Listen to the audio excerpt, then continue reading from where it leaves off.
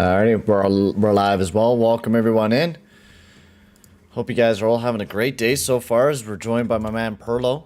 Welcome in, bud. How's it going? Good. I've been watching the Ottawa game. Oh yeah. I actually have Ottawa to win tonight. Yeah.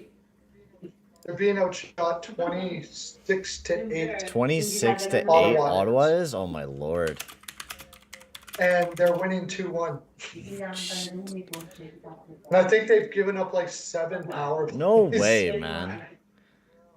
It's like Wow. reminiscent of the game against the Blackhawks, for Christ's sakes. I knew I shouldn't. I didn't like the over on this, and then somebody convinced me to put it in because of a trend. Yeah, we got lots of stuff to discuss, but welcome in everyone into the stream as I stirred up some Canucks fans there the other day, Perlo.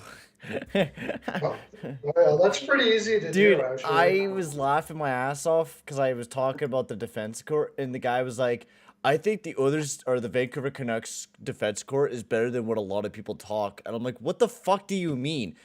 Oliver Ekman-Larsson and Tyler Myers, and I want to pull up the comment because I do want to talk about, we're going to talk about it in the podcast as well that we record tomorrow. But he was like, he was saying that my comments are going to age well. And I'm like, they totally could, but that depends on how the defensive court plays. And he's like, the D court isn't as bad as people suggest. The forwards need to pull their weight in their own end. You see, there's teams like Tampa and Boston. Those guys are shot blocking machines and make it easier for the D to clear pucks and break up passes. Once everyone is showing the same, hoping that happens. That's not what's happening in Vancouver. But like, you can't just expect your forwards to do everything, especially since you've got what?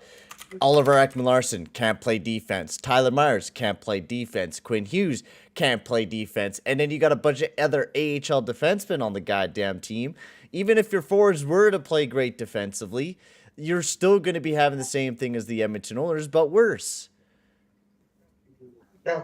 I just don't understand. Like, I get like the hopes and dreams of wanting to be your team being good, but there's a lot going against your team, especially since Demko hasn't got off to a great start this year. Wow, what is he? I mean, really, like, that defense is so bad. What's Demko supposed to do? He doesn't know what they're going to do one moment to the next. There's no... Unless we get like a Jake Onger plus. Jake Onger has a great defense score. That's why his numbers are amazing as it is, and he's an amazing goalie as it is as well. But you got to play on top of your head if you're Demko, and that's very, very hard, especially since your team has not played very well defensively. Yeah, he hasn't played his best, but he hasn't played as bad as his numbers. So, where are you? I got to refresh or something? Yeah, I know. It was kind of hard for me to find it too, but we are live. Yeah, trying to find you. There we go. Gotcha. I had to refresh. Hello, everybody. Okay, I mean, I'll tell you what. I have been blocked from just about every. I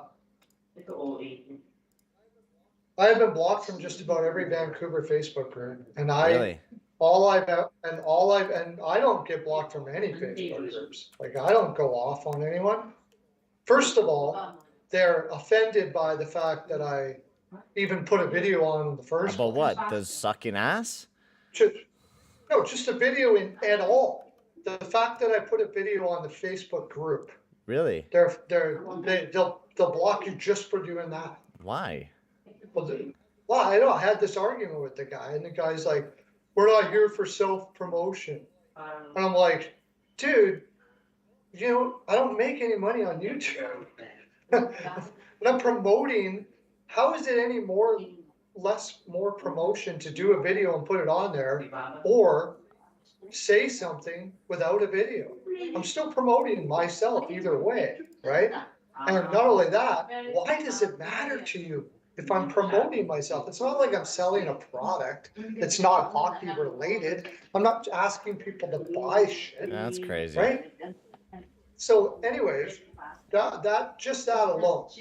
Yeah, I don't know. Like, gets their ire up already before they even before they even let you go. And I said, what's better for your page that are you not promoting yourself by having a page in the first place? Yeah, don't you want right? to grow your community? And I don't know. Exactly. So, like, would it be better? A guy who does a well thought out video about the Vancouver Canucks, or somebody just saying something that nobody actually says anything back to? It's so weird. But anyways, that's not it. Like, I had the discussion about their defense because I brought that up. And they hated that, or? Oh, I don't fucking understand. Like, even as an Oilers fan, I'm not gonna. Are Vancouver people like that? They gotta be. I think they were always like that because I lived in BC and they were always just kind of like egotistical about their shit team. But like, how can you be like, even as an Oilers fan, I hate my defensive core and we still have pretty good defensemen on our team.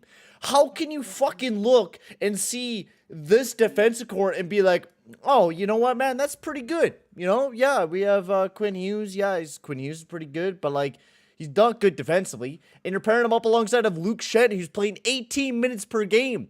Luke Schenn is not a top 4D. No, in what fucking universe? He wasn't in Tampa Bay, so why the fuck are you telling me that, oh, our defensive core is better than what most people expect? No, it is fucking shit. This is exactly what it looks like on paper, and it's exactly performing the same way that it does. I don't understand why these Canuck heads are like, oh, our team is better than expected. Well, then why are you playing like shit? Explain that to me. Why is your team, and then they're like, oh, well, we got 2 in a row wins. Yeah, against Seattle and the team that's been on a big-ass road trip in the Pittsburgh Penguins, who have also played like ass. I don't give you guys those 2 big W's. They're not. No. It's a big game tonight, and I'm interested to see how well they'll do against the Devils.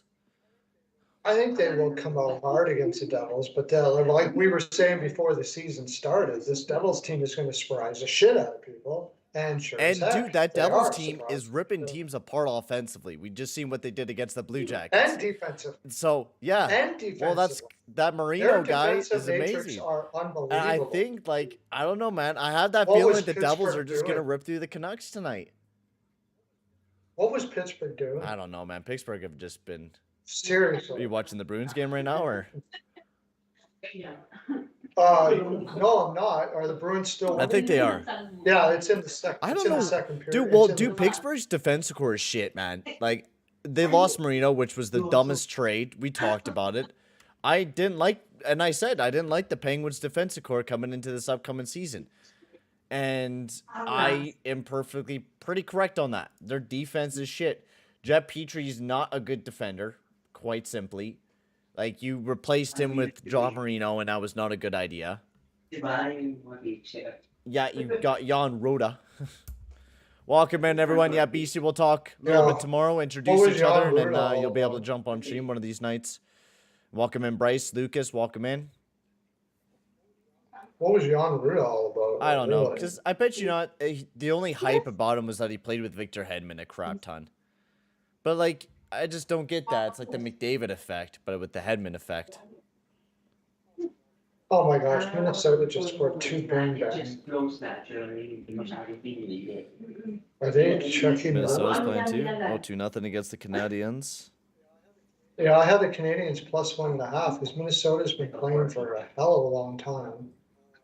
4 games in 6 nights, 5 games in 8 nights. They've been playing hard though, quite honestly. And that too, I guess I get why you picked them, because they've been playing super hard lately.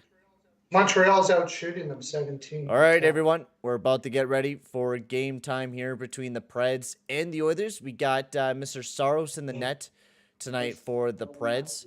Not off to too bad of a start. The Predators haven't been amazing to start the season. I thought they were going to be a little bit better than what they were, but then getting off to a little bit of a slow start. And Jack Campbell. I got the Oilers tonight, by the way. Yeah, I see now. I think the Oilers will win tonight. And everyone, go check out my man BPAL picks. Link is down in the description below. If you use code Payton15, you'll get yourself $25 off to just the first month, if I'm correct.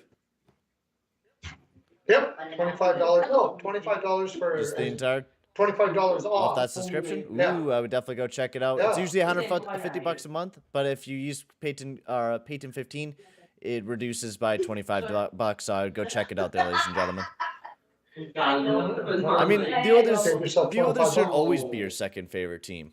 They are just the best. Face-off win here for the Edmonton Oilers is the first period is underway. Darnell Nurse has a handle of it in his own zone, bounces this one over to CC. CC chips this one up all the way down the ice, and that one will not be icing on the play. This one picked up by Ekholm. Ekholm, oh, nice centering pass by Drysdale. No one able to get a handle of that. Darnell Nurse does keep it in, and Philip Forsberg makes a nice move and send it over to Granlund. Granlund shovels it off to Duchesne. Duchesne down below. Broken up by CC in that one. Put in the back of the net by Ekholm. And the Preds are up 1-0. Jesus crikey, boys. Oh, God. Why? Why do we get off to such worse starts, man? What happened here? Nurse couldn't keep it in the zone. Got tied up with Forsberg. Good passing. Oh, I went right off of CC. Fuck me, man. Right off of CC. Just a lucky odd bounce. Went right off of him. And Campbell did not do a good job. Why did he tip it that way? That's not good. Face-off win here once again. 30 seconds in, and the Preds already scored a goal to start off the game. Jesus. This one sent over to Kulak. Kulak sends this one up deep into the zone and stopped behind the net by Saros. This one chipped around. Battle up alongside of the boards, picked up by Hyman. McDavid trying to get a handle of it. Hyman still motoring on as McDonough pressuring him. Kulak up to the point to Nuge. Nice shot. That one blocked up. And this one, Hyman tried to get it over to Nuge. Up to the point, though. Kulak, big bomb. Nice shot. That one missed the net wide. Nice shot from Hyman. And this one being carried up by Johansson as he sends that one in deep. Gonna restart my stream. I'm just a little behind. I had to pause the stream and it wouldn't let me go forward a little bit. There we go.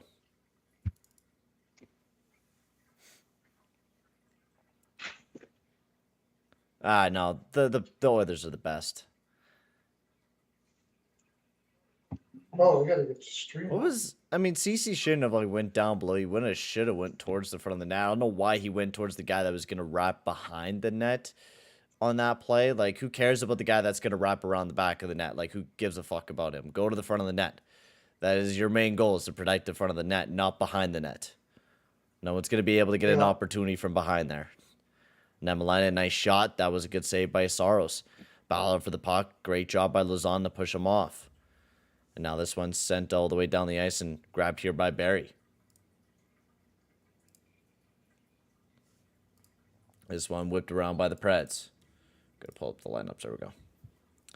This one all the way down the ice, and that one will be icing on the play. The time the Oilers scored on my Avs in the first 1 minute, 30 seconds in the game in the playoffs. Yeah, I mean, we all know how the rest of the playoffs went against the fucking Avs. Sure, we got off to a hot start, but then we got pummeled right afterwards. But Bruins have been red hot to start the season off, eh? I was not expecting how hot they were going to start. Yeah, no, I mean, I did say you never know because it is the Bruins, but that Montgomery that change is like really changed up the team. Bouchard, great opportunity. That one blocked up. And now Jeannot looking to carry this one up here for the Preds, dashing down the wing. Cuts back up, neutral over him, tries to center it. That one broken up, though. Sisson still has a handle of it. Sends it down below to Trennan. Jakub Trennan looking around. Tries to center it. And it does get to Jeannot. Nice little save by Campbell. Up to the point. This one sent around. Picked up by Jeannot. Tries to center it. Up to the point. Nice shot. That one blocked up. Bouchard trying to get it out. As the Oilers struggling to get this one out of the zone. The Preds has been all over the Oilers. This one chipped over to McDavid. And Hyman flicks this one over to McDavid.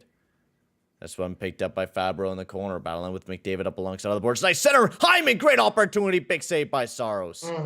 Fabro. Hyman once again going at it. And Saros will just take an easy stoppage of play as Hyman buzzing out there. Yeah. Me looking like a typical high school student with the red sweater and everything. I do kind of look like a high school student today. Yeah, let's go Oilers. Come on, boys. We got this. We'll get back into it. I should throw my Oilers jersey on. I don't know what I was thinking. I got to throw that bad boy on. Maybe that will bring us more luck here if I throw on my Oilers jersey. This is the way I like to see the Oilers play, right here. All right, I'm throwing on the Oilers jersey because that'll bring us more luck. We all know the Oilers jersey is filled with luck because it has Puljujärvi on the back and number 13. Tons of luck. This one sent over to Ryan up to Shore. A nice shot. That one blocked up. Another great opportunity. Rung off the post. Amazing opportunity. Ugh. Wear it over the sweater for now until I start sweating. Hold off. This one picked up by Niemelainen. Fucking hair.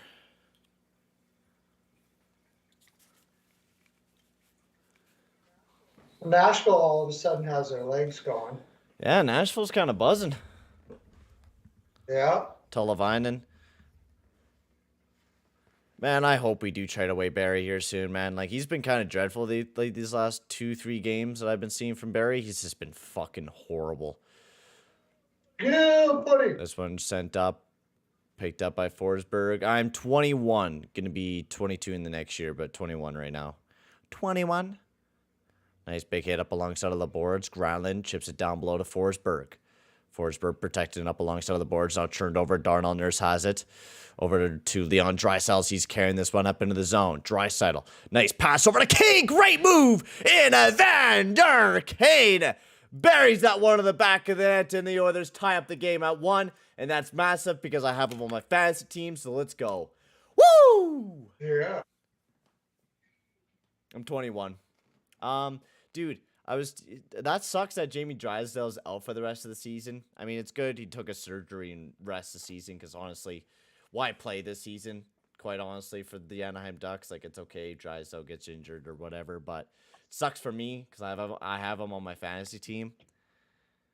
Thank God I have Calen Addison this year though. Calen Addison has been a godsend.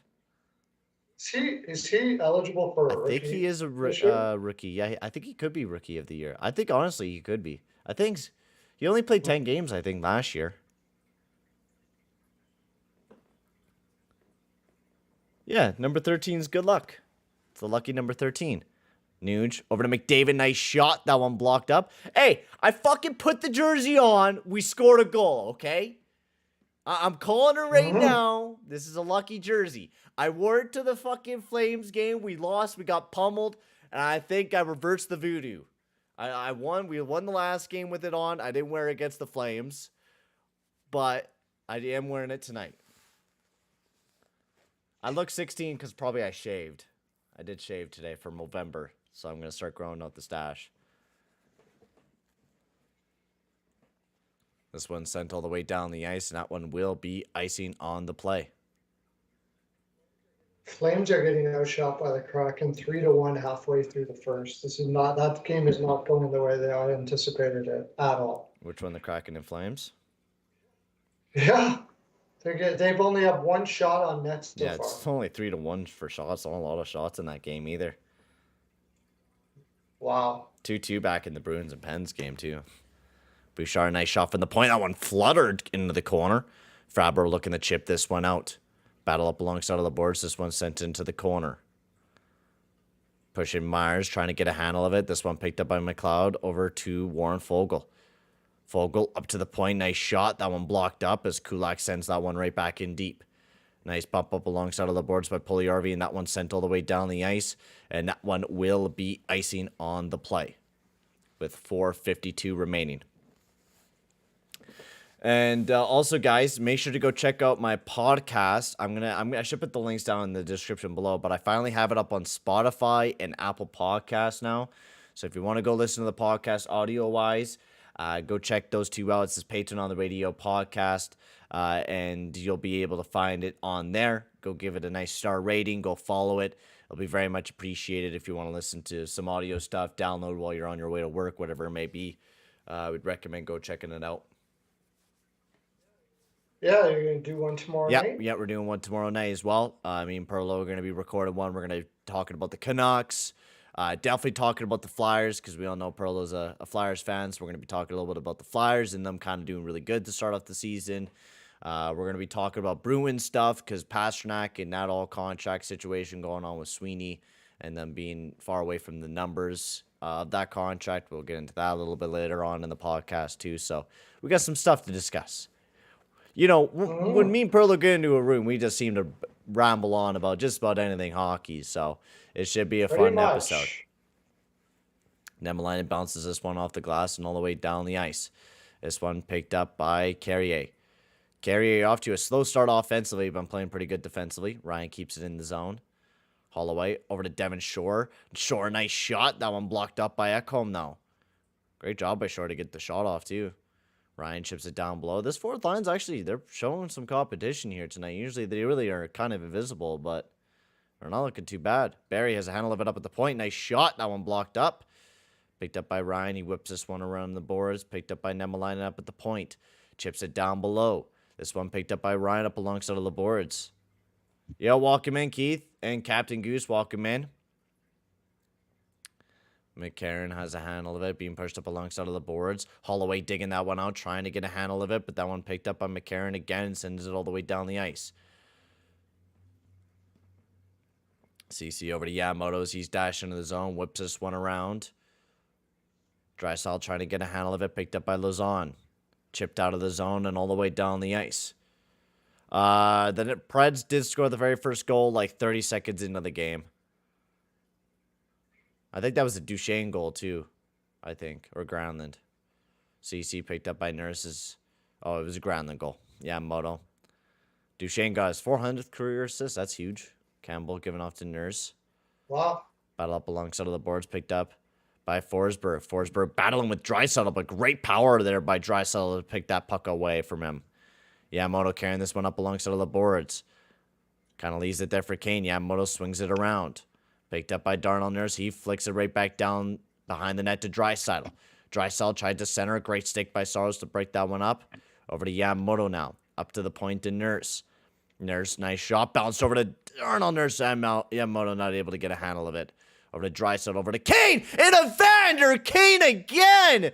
We're into the back of the net for his second goal of the game. We've been raw dogging Evander Kane, saying he hasn't been getting going. And wow, 2 huge goals for Evander Kane to start off the night. That's fucking huge. All he does is score. Honestly, like I've been talking a lot of shit about Yamamoto and Kane because I've been thinking they've been kind of piss poor. I'm still not for Yamamoto right now. Yamamoto, no, you can trade it. Yamamoto. I was saying that last year. You can Oh, trade Yamamoto's Yamamoto 5-on-5 anytime. numbers. Like people just think, oh, did you see Mark Spector's tweet? Oh, he loves No, Yamamoto, right? not about Yamamoto. This is about the Leafs. We'll talk about this tweet a little bit later on once we get to commercial break, because he made fun of analytics and made fun of the players, some of the players that the Leafs have let go, even though the players that the Leafs have let go have been analytically sound. So we'll get into the tweet a little bit once we hit commercial break here. This one being carried up by the Frez. Nice shot by Fabro, but that one broken up. Now McDavid, a little bit of a 2-on-1. McDavid looking. Nice shot! Connor McDavid buries that one to the back of net through the 5-hole of Saros, and that is quick. Bang, bang, bang! And the Oilers drop 3-1 over the Preds. Yeah, but What a goal by McDavid right through the 5-hole of Saros. And now, I mean, holy shit. Dude, McDavid for the fucking Richard for sure this year, Prolo. He is getting it for sure. Dude, did he work on his shot this offseason or something? Because he has just a more of like a shooter mentality this year. he's been working on a shot for a while. Actually, it's just all coming together now. Him and because Draisaitl makes fun of him because of his shot. Yeah, I right? remember last year they were talking a lot about that, and McDavid's shot was really improving. Like, I loved his shot last year, but this shot that he has this year is getting even better. So yeah, since we're on a little bit of a timeout here, I'll pull up the tweet because I thought it was fucking hilarious what he said. And it's just embarrassing. Mark Spector makes a fool out of himself again. So he was talking about, because you know the Leafs right now, the Leafs have been kind of just all over the place. We'll talk a little bit about them too, but Dubas had let Kadri, Hyman, Marchman, and Lyubushkin under contract, but prioritized soft skill. Now, Toronto can't win games, get hard playoffs, or that's what she said, but or when the skill guys aren't firing. Analytics can't quantify hard to play against or grit. Leaves a case study on results with it. He's so fucking brain dead. Kadri was good analytically. Hyman, great analytically. Marchman, of course, we didn't know very much about him, but now great analytically. Lyubushkin, at the time they picked him up, was also great analytically. Dubas is not an analytical GM, nor, how many people want to say he is. He's not an analytical GM. The moves that he's always made have not been analytical. Dubas? Yeah. I don't know what he's doing. Yeah. Never has his moves been analytical. No Joe Sakic would have never signed Justin Hall to that type of deal and kept him in the top 4. Yeah. But besides that, the Oilers are up 3-1 here. But we all know Mark Spector's a moron and somehow still hired by Sportsnet. We do not understand why. Bouchard sends this one all the way down the ice. Snake down by Carrier. Battle for the puck. Carrier looking to carry this one up. And Kulak being pressured there by Trennan up alongside of the boards. This one sent around, picked up by but being pressured by McCarn as he shoved him off the puck. Still battling Devon Shore. Pushing up the boards. We've been hearing a lot of Devon Shore here tonight. He's actually not looking terrible tonight, which is kind of surprisingly to say. Over to Holloway in the corner, being pressured by Carrier. Picked up by Ryan. Ryan kind of fans on the pass up to the point and turned over by Trennan as he sends this one all the way down the ice and picked up by Nebelainen with Tolvanen all over him. Now Nebelainen made a great moves and send it over to Barry. Barry back over to Nebelainen in their own zone, trying to get this one out. Nebelainen chips it back over to Barry. Barry sends this one up. Turned over by the Preds, and they send this one all the way back down the ice again. 10:28 remaining here in the first period of action. This one trying to be sent out of the zone. Over to Barry. Barry chips it back over to Nebelainen. This fucking defensive pairing cannot get their puck out of the zone for their life. No, Barry, Nebelainen. I don't know why. No, I don't know why they decide that, because the way that I've been seeing is that they're trying to protect Nebelainen, but protecting him with Barry is fucking stupid. How is that protecting him? That's like anti-protecting him. My God. Nashville just got caught. Nurse tried to get over to Draisaitl, but broken up. And this one will be picked right back up by Draisaitl. Yeah, that's definitely a cross-check there on Sherwood. Right back over to Draisaitl. Draisaitl has a handle of it. Sherwood still all over him as Draisaitl maintains it as he lets Campbell go to the backs. Yo, Ellen. Or Ellen, my bad. Welcome in. One over to Duchesne, and that one will be touched up, and now to the boxes. The Preds will be heading off to commercial break. And power play after commercial break will be for the Oilers. But I don't understand. I know there's a lot of these fans talking about that too, and there was a decent amount of people agreeing. But all those players that at the time, were released did look pretty good analytically. A lot of the players that, and then also, so Dubas's grandma made a post on the Toronto Maple Leafs for the game against the Ducks.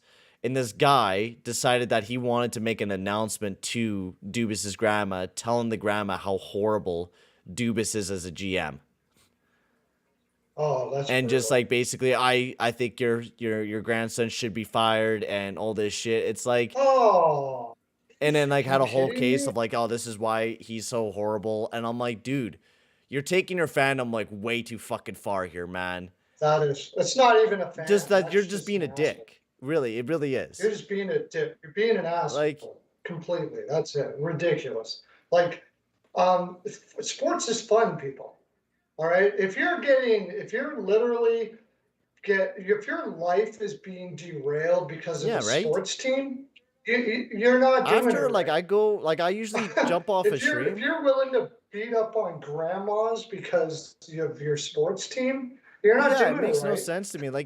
I usually once I'm done, I get always pissed off when I'm on the streams or in general. But after I'm done, I'm not really angry at Kenny or any of the guys. I'm not pissed. Exactly. I don't really physically hate Barry or physically hate Keith or any of those guys. Yeah. It's just they play shit on the ice, so I'm gonna make fun of them while they play. But I'm not gonna actually hate on them. They got to the NHL, which is huge. and not a lot of people Right. can So, say I that. mean, yes, they're bad for NHL players. They're not No. bad. They're amazing, amazing talents that just happen to be bad NHL players. But anybody in the NHL is an amazing talent. But not only But you that, just don't talk to like their mom. Like, what why I are you targeting the grandma or their mom? Like, that's just weird. You're taking your fandom to, not even a fandom. It's just you're just being an idiot. well, like I said, I have people say things to me when I'm doing in the Facebook groups and stuff. It doesn't bother me, but I will ask because I know it can affect your life. I'll say like, are you so in? Is this sport or game? Because I love this game, Yeah. no doubt about it. So much that you're gonna like disclude a human being because of it. Like, really? And you go, wow, is it my team? And no. And you're coming on here, blah, blah, blah, blah, blah. I'm like, do you realize that after fighting and beating the crap out of each other, hockey players go for beer Yeah. afterwards. All right. You are, you understand they value, Oh, we lost Parlo there, but they don't promote devaluing of a human being.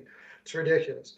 I Anyways, yeah, oh, great it's too chance. bad that there's people like that's terrible. It's terrible to say Yeah, I don't get it. to someone. I didn't get it when I seen the post. It kind of boggled my brain a little bit. But power play here for the Oilers, but a minute 15 remaining. Few great opportunities already. McDavid almost getting his second of the night as well as McDavid dashing in. Hand it off to Nuge. Nuge over to Draisaitl. Draisaitl waiting. Get it back over to Nuge, but hopped over his stick. Nuge still has a handle of it. Gets off to McDavid. McDavid tried to get over to Drews, now turned over, and now the Preds on the attack. Smith carrying this one up. Nice shot, but that one was sent. I don't think it was really that great of a shot as it got sent. It was kind of like a bobbling puck. Gets sent way out of play. Yo, welcome in, Steven. Oh, good. Glad to see my Predators are losing again. Can we just fire John Haynes, revamp the offense now? Yeah, I mean, I thought the Preds were going to do way better than what they were. Me and you, Perla, were both hyping this team up to start the season, but Yeah. like I thought Tomasino was going to be in the main roster, but Tomasino's not there, so it's like, why are you having Kiefer Sherwood on the second line with Johansson and Neo Niederreiter? Like, I don't know, man. Bruins are losing to Pittsburgh. Oh, Oh, they jeez. came back in 5-3 now. 5-3 now for Bruins? 5-3 for the Penguins. It was Holy 5-2. shit. Yeah. There was tight right to the end there, and now the Penguins have buckled down, I guess. McLeod carrying this one up, dashing in the zone. Nice shot. That one just missed the net wide. Still on a little bit of a power play as the second unit out there now for the Oilers. They're trying to dig this one out. 20 seconds remaining as this one gets sent all the way out of the zone and picked up by Bouchard in the neutral zone. Bouchard carrying this one up, breaking into the zone, gets it off to Darnell Nurse. Tried to send it in deep, but broken up, and that one sent all the way down the ice. As Camel grabs a handle of it, as the Oilers make a little bit of a defensive line change, CC comes out there. 7:33 remaining in the first period of action. Turn down my heat. There's something wrong in Flames land, man. I'm telling you.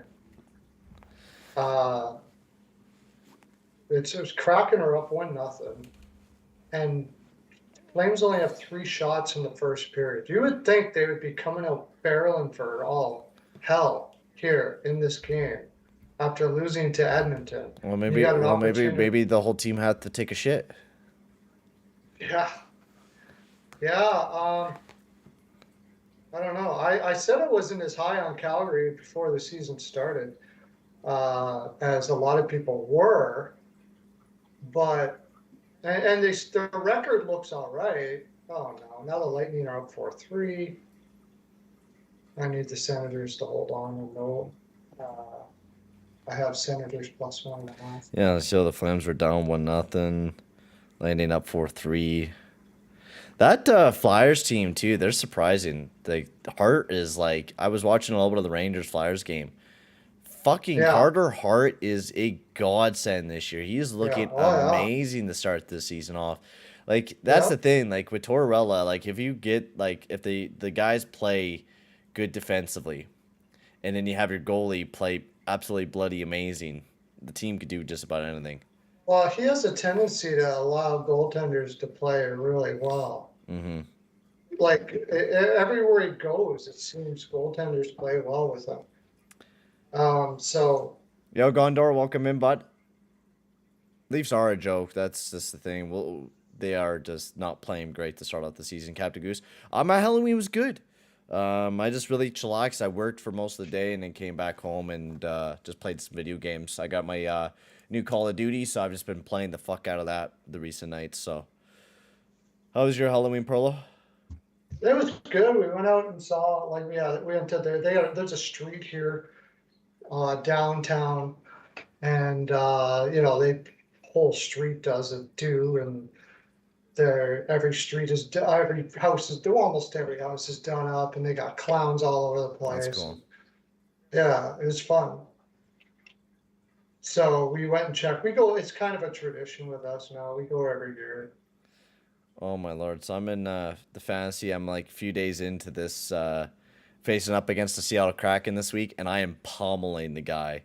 Like it's not even funny how much I'm pummeling the guy. It's like almost like a shutout that I'm having against this dude.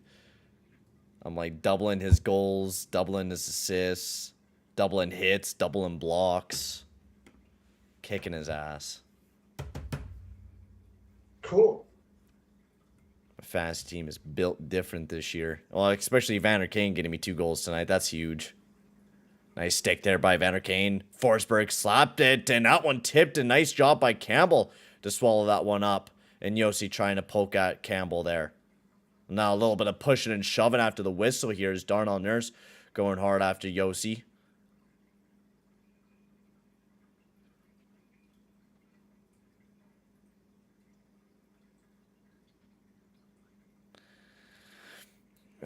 What about those Sabres and their Edmonton-born goalie? I love Eric Comrie. Dude, I was always kind of a big fan of Eric Comrie. Like, ever since he Yeah. joined the league, I was always like, man, Comrie's going to be a good-ass goalie.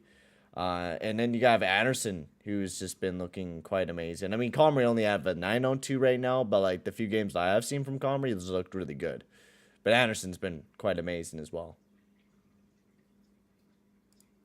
Yeah, Anderson's been pretty good, but Comrie has been good. I mean, he hasn't been great, but he's been good enough for that team. And uh, no way. What, I penalty? lose out. I lost it. Oh, having a bad night, dude. All right.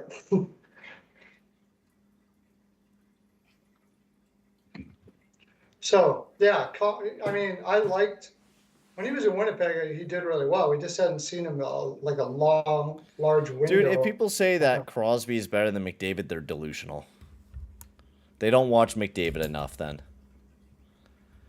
Because I'm sorry, I love Crosby. I'm a huge fan of Crosby. Always been a fan of him ever since I was growing up. He was like my childhood hero. And I will say this, what I've seen from Crosby in his prime days is never what I've ever seen from a player ever, but for McDavid. McDavid is like, I think, #1 player in the entire NHL history-wise. This guy is killer. Well, I mean, it's different eras, but you just can't say you've seen anybody as good as McDavid. You know, I mean, like it's with the. It has a lot to do with the era now and how much better athletes people are and stuff like that. But the facts are the facts, and it's just he does things that nobody was ever able to do, and that can be for a lot of reasons. Right. Well, and his work ethic too, dude. Like he gets better every single year. Like you think he's gone, like that's his max, and then he just like improves again. Oh, dude, I remember Mike Comrie. He was a bloody legend. Mike Comrie, baby. I used to love Mike Comrie.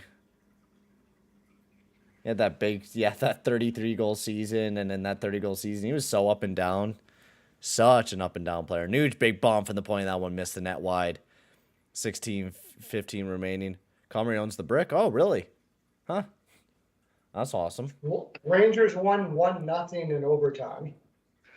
Dude, it felt like the Rangers were gonna win that game. Like the Rangers were dominating the play. They deserved it. McDavid The dashing Flyers, down. that's what freaking Tortorella type teams do. It's Dude, crazy. lots of overtime losses, I feel, for the Flyers this year. McDavid, oh my God, what a chance. That one just off the end of his stick and missed wide. McDavid up to the point to Bouchard. Over to Nuge. Nuge over to Yamamoto. That one fanned on it. Trying to get out of the zone. That one all the way down the ice. Oh, the thing is about Crosby but even then, McDavid in the playoffs was bloody a god, dude. I think, like, give it a few more years, McDavid could be even in the talks being better than Crosby in the playoffs. I think Crosby's leadership is way better than McDavid. I think that's just justifiable from what he's done so far in his playoff success, but we'll see what McDavid will do in the rest of his playoff success. Over to Barry. Over to Devon Shore. Over to Barry. Barry trying to get over to Ryan and tipped into the back of the net. And I have him on my fantasy team. Woo! Nice. Derek Ryan with his first of the season. Was that Holloway actually? Or was that Ryan? Because there's a big celebration. Hang on, let me see. Yeah, it was Ryan. They're focusing on him, but Derek Ryan. Dude, I'm killing it fantasy-wise. The thing is, I don't even need to kill it this week because I'm going up against a guy that doesn't even have that strong of a team. Like, I really don't need to kill it this week. Because the Kraken team that I'm going up against is not good. Like, he does not have that great of a team. Like, the guy has Asplund, Eller, Goudreau, Frederick Goudreau, Appleton, Bailey, Grigor, Kessel, Smith, Suter, Pew Suter, Frank Vitrino, Hamilton, Yossi. He has like Uyghur and Nelson. Nikushkin's injured right now. And then like Campbell and Montembeau and Ranta. Doesn't have the greatest team for fantasy-wise. Even in real life, it'd be ass. His best player is Nikushkin with Yossi and Hamilton as their two best defensemen. This one sent all the way down the ice. I hate it when people, well, at least Crosby has cups. I always hear that argument. It's always an argument. But like, I'm not looking at fucking cups because cups is a team thing. I'm looking at the individual player, not the team success. I'm looking at the individual player and what McDavid has been able to do both ends of the ice, offensively, just about everything. Now, maybe if Crosby didn't get all those concussions, maybe Crosby would be up in that talks because Crosby was bloody gifted offensively as well. But we've been able to see it a little bit more from McDavid. Yeah. Johansson. 3:55 remaining as the Edmonton Oilers are up 4-1 here against the Preds, and they have just been absolutely amazing. The first few seconds of the game, the Preds were all over them, and then all of a sudden the Oilers just woke up and started playing really, really good. Nice save by Campbell. That was a little sketchy there. This one into the corner, picked up by Kulak, trying to get this one out, bumped up alongside of the boards. And this one picked up by Bouchard. Bouchard, nice pass over to McLeod. Tips it into the corner. Fogle going hard after it, but McDonough wraps this one around. Not able to be kept in the zone, and now picked up back up by Kulak. Kulak over to Bouchard. Bouchard sends this one in deep. Picked up by McDavid. Or by Fogle, I meant. Over to Hyman. Great chance. Hyman! Big save by Saros as Fogle tries to poke at it. And Saros will take a nice stoppage of play. This will be handed off to another commercial break. I'm surprised. Yeah, you know what? In Nashville's watching this game, they're kind of getting unlucky in a lot of ways. The bounces aren't going their way. Like, they weren't really playing all that terrible. I mean, they've let go from what they were in the first period, I would say. Like they were, like there was a good few chances from the Oilers, but like I think with the Preds, they're looking all right. They're not looking horrible, and the bounces aren't going their way. But I felt like they've let it off the gas a little bit. Like the first 5 minutes of the game, I thought the Preds were really doing good, looking good, and then all of a sudden, once the Oilers got those goals, it just kind of turned back towards the Oilers. And the Preds haven't really been able to do a whole lot since like the first few minutes of the game.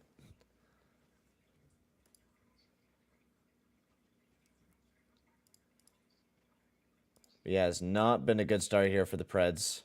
And then the Canucks game will be starting at 7. I'm very interested to see. I'm going to be trying. I mean, I won't be able to watch the game, but I'm going to be keeping an eye on it.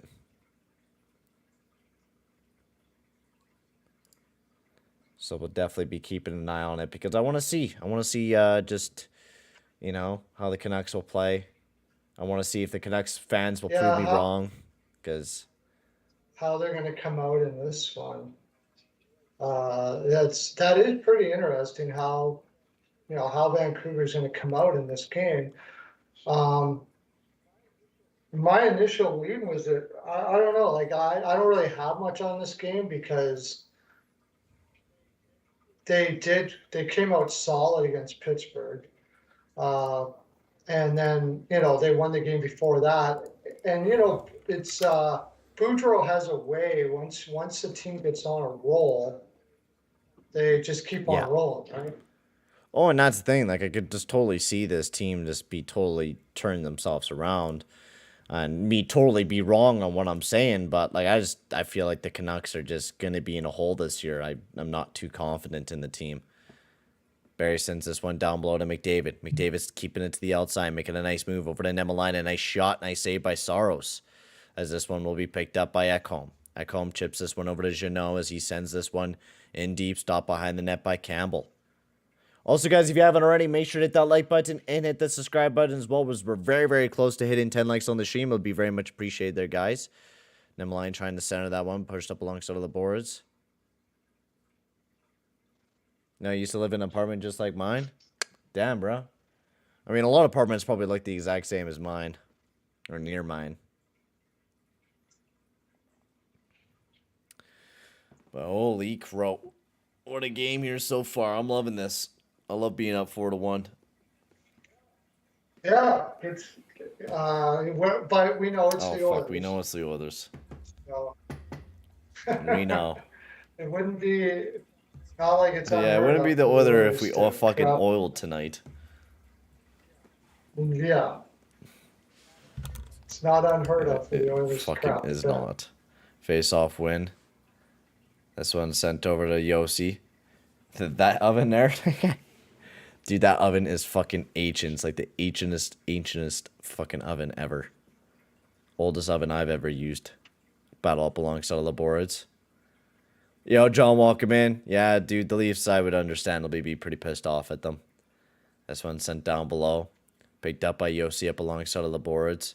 Picked up by Neo Niederreiter. Sent this one over. Nice save there by Jack Campbell as he swallows that one on up. A little bit of pushing and shoving in front of the net as well. 2 minutes remaining here in the first period of action. It's been a pretty entertaining game here so far. Yeah, it has been. Lots of fucking play, and Campbell making some big saves too. He's been pretty solid those last few minutes as well. Oh, the empty netter didn't count. He was offside. I got the Senators game. No way. Yeah. Ended 4-3. That's crazy. Nice. Golden Knights win. Perfect. I had big on the Golden Knights. Big? Nice. Big. I thought, yeah, big, dude. I thought they were going to crush the Capitals. Of course, they can't do that. They have to make you sweat. Make you sweat. This one picked up by Yamamoto, trying to be sent into the zone. Did I say? Oh, no. Why did Yamamoto get a point tonight? I don't think Yamamoto got a point tonight, no. I never really saw, to me, you know what he looks like? Oh, big chance when I say by Saros. Oh, yeah, sorry, it's stopped for me. Yo, Zachary, welcome in. Oh, is the period done for you? No.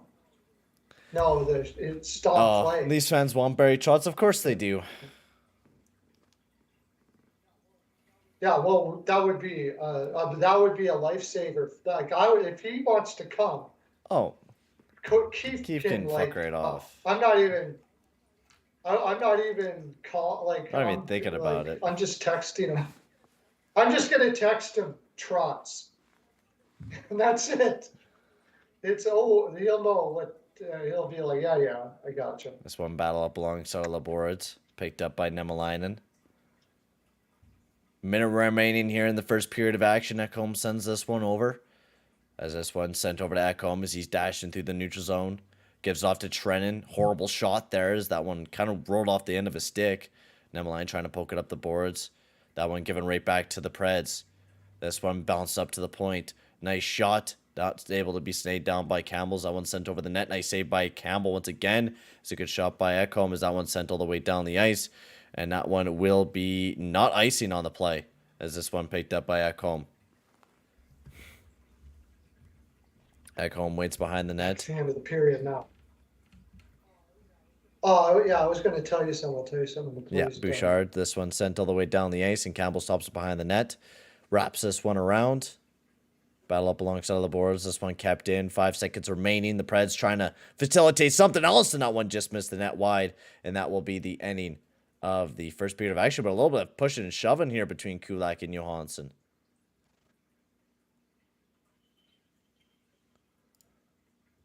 All right, what's up? Nashville last year, and what we were talking about it. We talked about it last year, how they burnt themselves out because they went to war every night, and it appears that that's the way they have to play to win, and they're not doing it. This isn't a war. Last year, Nashville was fighting almost every single night, and they were like, after every whistle, they were just freaking going at it. This year, they don't do nothing.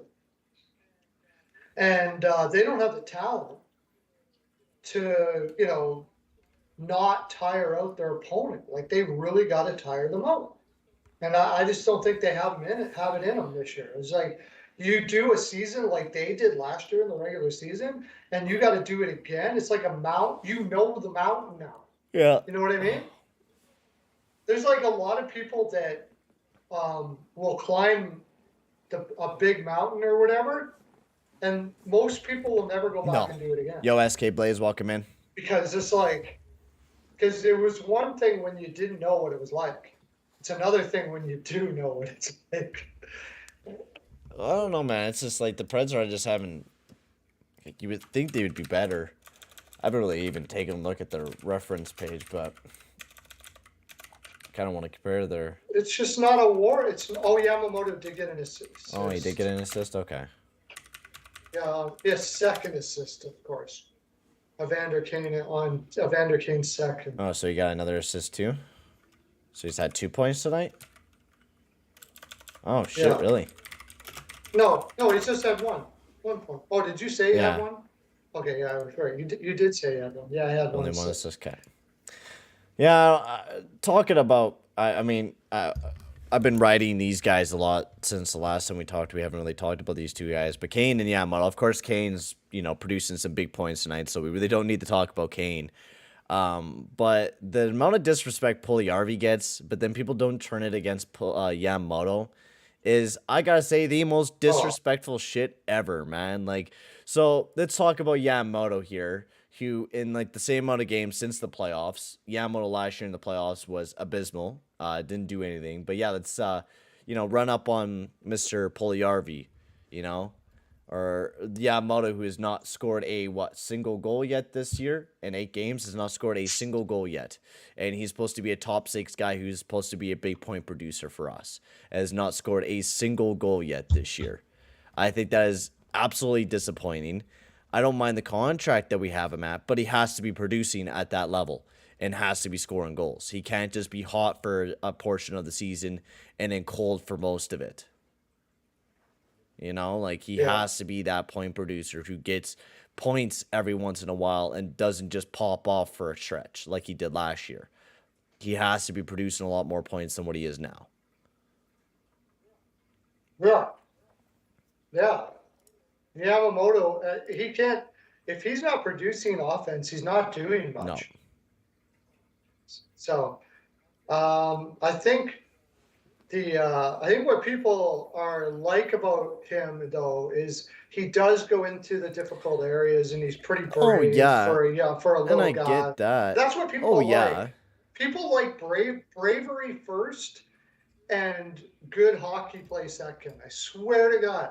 How many times? Shot blockers?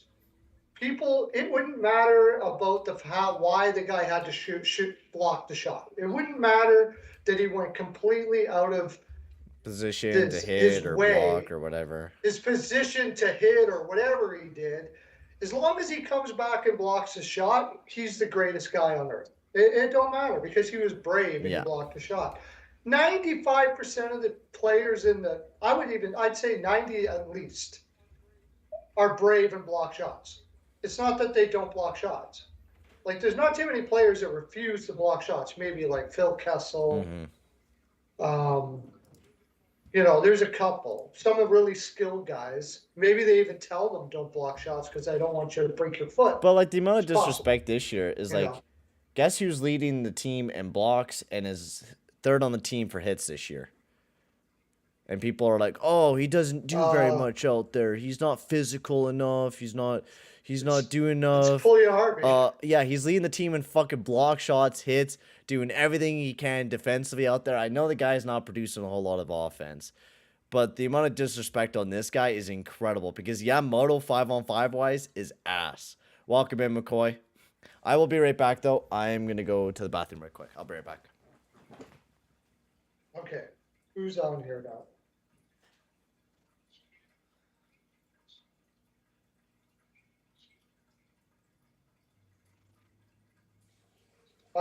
Yeah, that's Steven Seifert, if you're still there.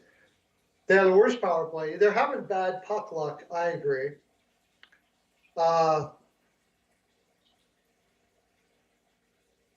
Can't adjust on the fly. I don't know. Like, I would have said last year, Hines had these guys rolling with a lot of intensity. And, I really liked the guy for that reason. And they were playing a solid two-way game and all of that kind of stuff. But this year, I seriously think that because they went to war every night trying to get that identity for themselves, that they just can't do it this year. It beat them up last year, and they're looking at it going, I can't do it. I'm not going through that again. So they got to find a different way to win, and I'm not sure. And not only that, look how much they relied on Saros last year. It was insane.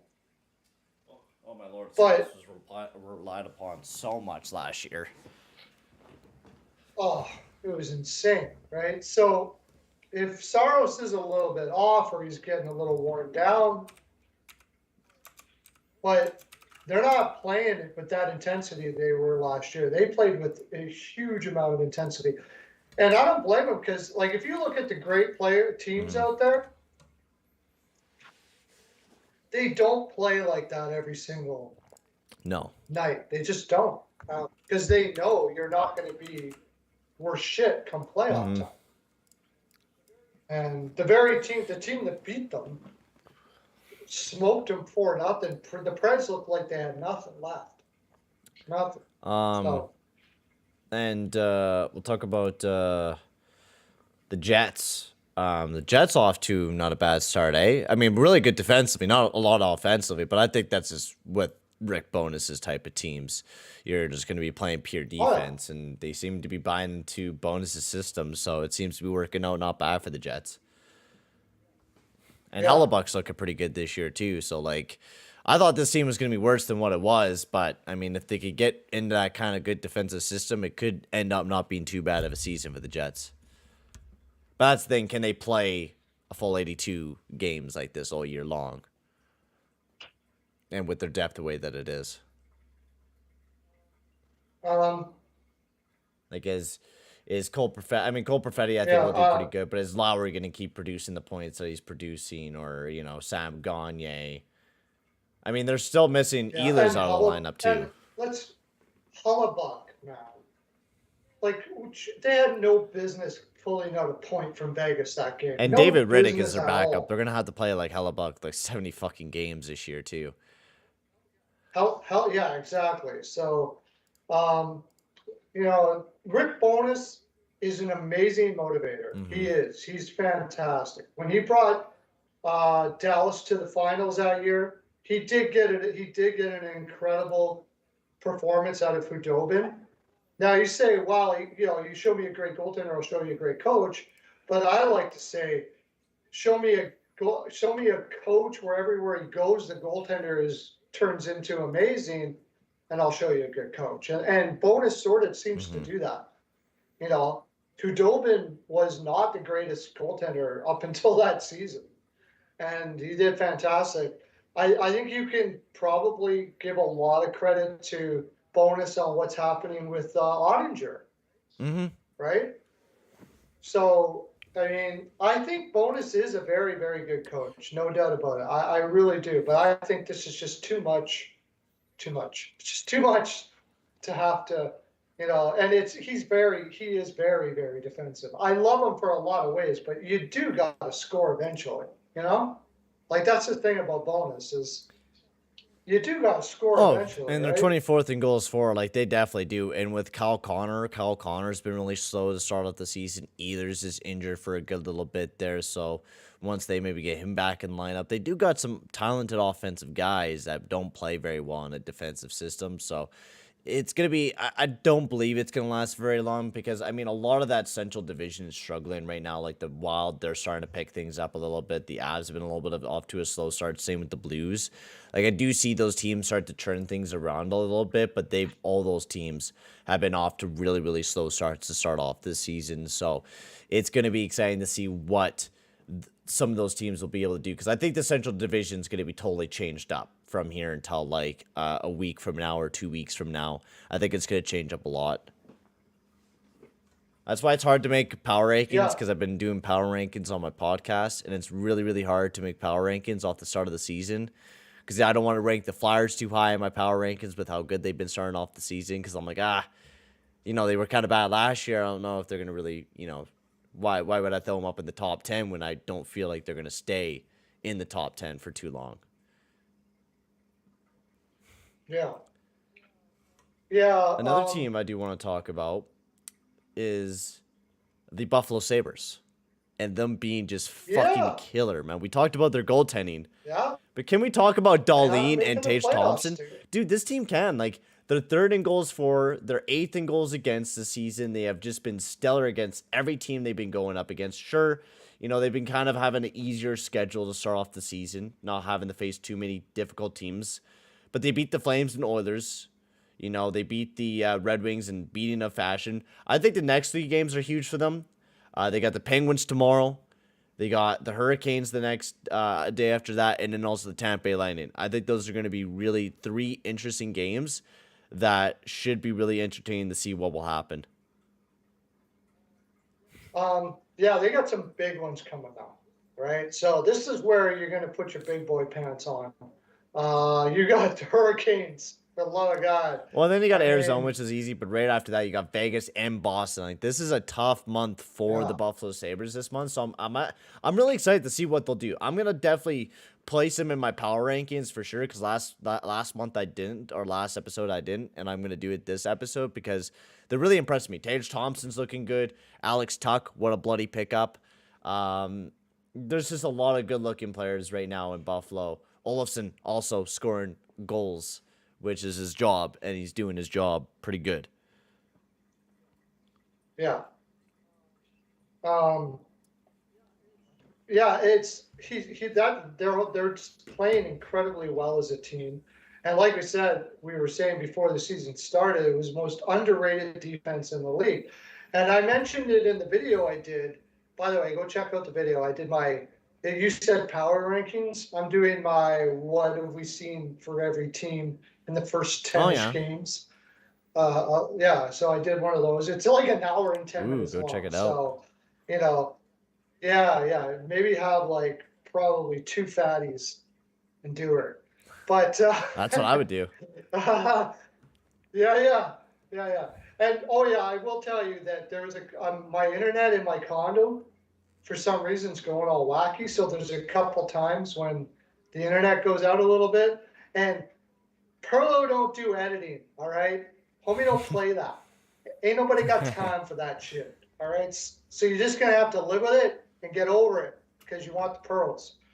But it was, I talked about how and I thought about this after I picked the Sabres, but I kind of said it about LA last year when I had them making the playoffs. When you've got an underrated defense, teams play their backup against you all the time to start Yeah. off the season, right? Like they think, oh, it's Buffalo, so let's play our backup, or, whatever. And they don't take you seriously, right? And then before you know it, the Sabres are like first in the division, and everybody's like, what the hell is going on? So that was kind of what I do want to know how long Samuelson's going to be out, though. That hurts. That does hurt a lot, for sure. But I mean, all their other, like, they still have a pretty deep defensive core. With Samuelson out, with Darlene the way that he is to start off the season, like, there's just so many, like, great impressions right now in Buffalo. And that's why, like, honestly, Toronto, I know fans are like, oh, like, it's okay, we're 4-4, we can make a comeback. But, like, man, you don't want to start off slow. Like, you want to start off looking good so you don't have to deal with very much near the end of the season. That's why some teams try to come out and play pretty hard during the start of the season so you can get off to a good start and then try to, like, not pilot your way all the way to the end of the season or put it in cruise control, but at least you can put it into cruise control a little bit easier if you have a little bit of a bigger lead and you're not in as much trouble. But Buffalo doesn't have any expectations. That's the easy thing about Buffalo.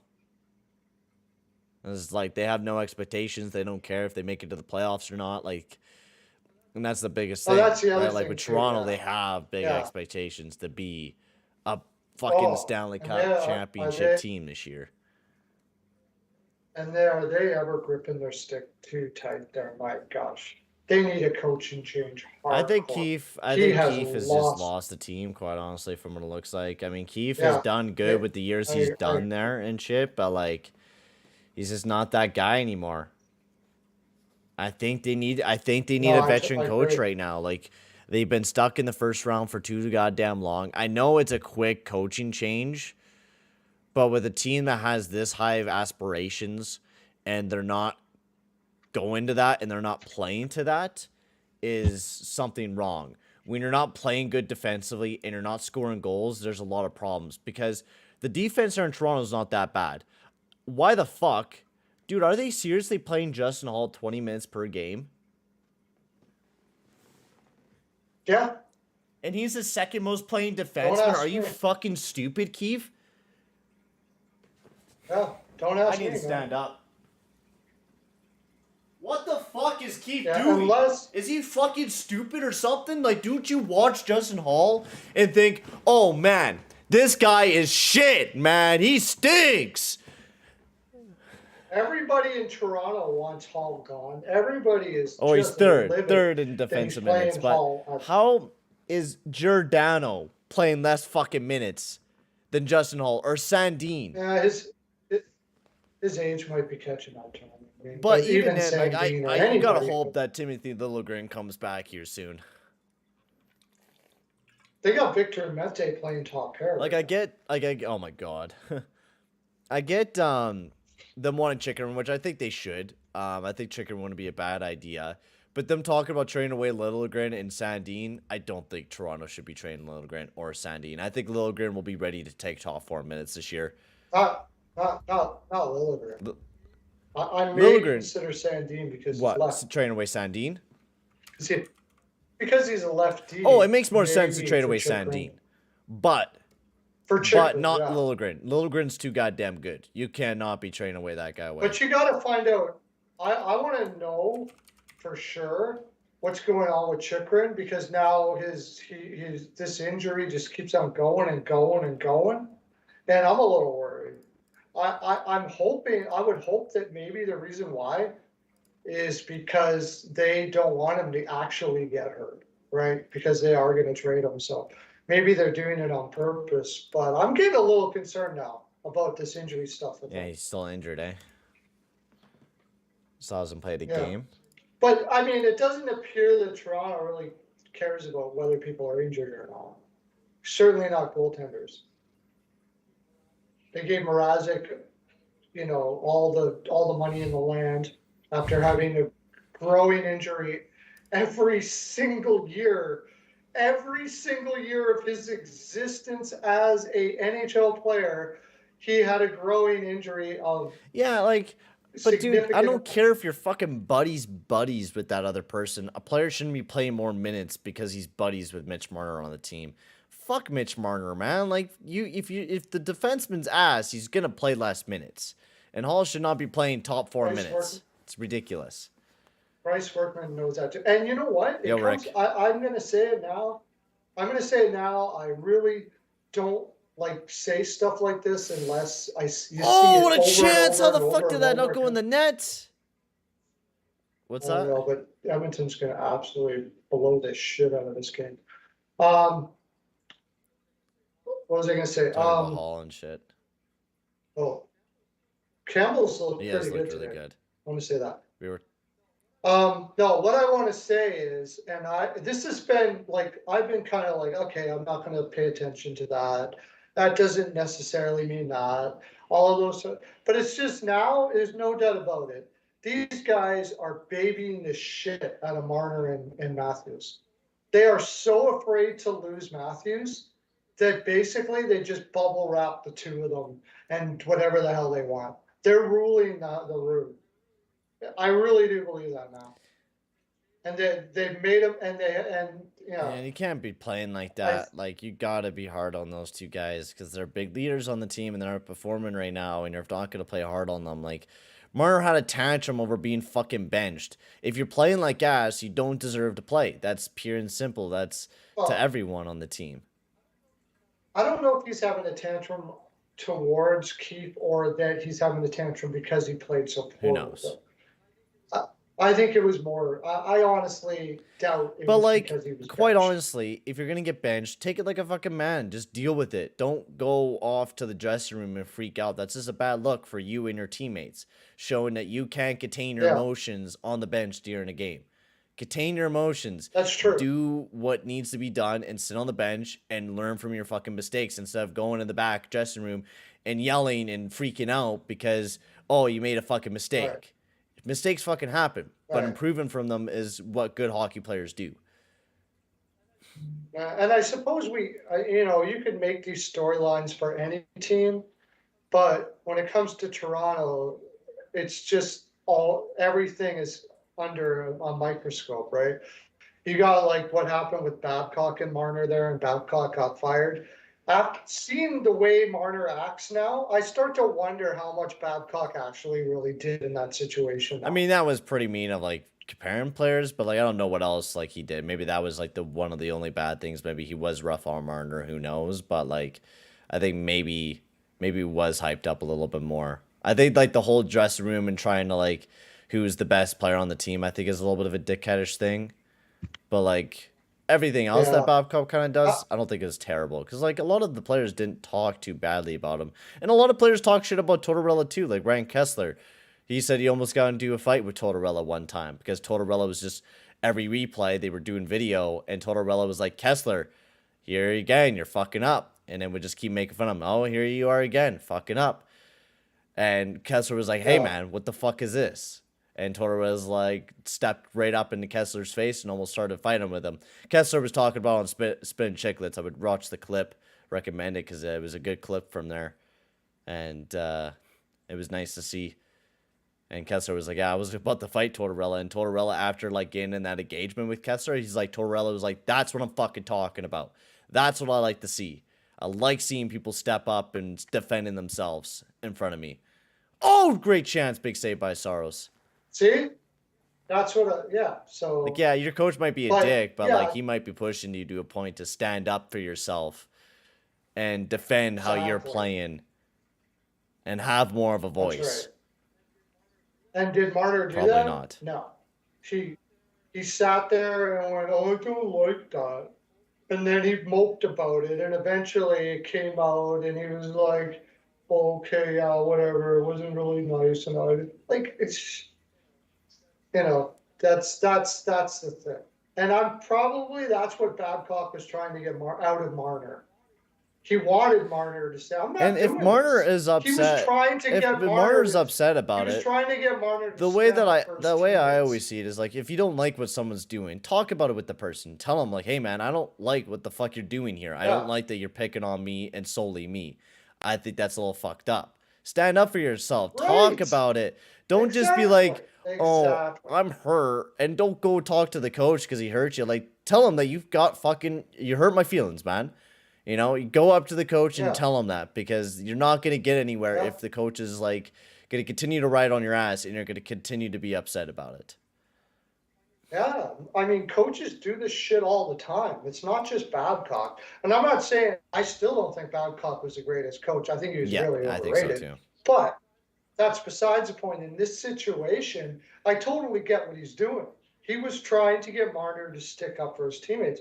The guy who did this and was a great coach, the guy who did this all the time and was a great coach and still is, he's coaching in Italy or something like that, is Oh, Mike Mike Keenan's a Keenan. fucking dick. Oh He yeah, was a like grade A douchebag. He was the he used biggest to one. pit.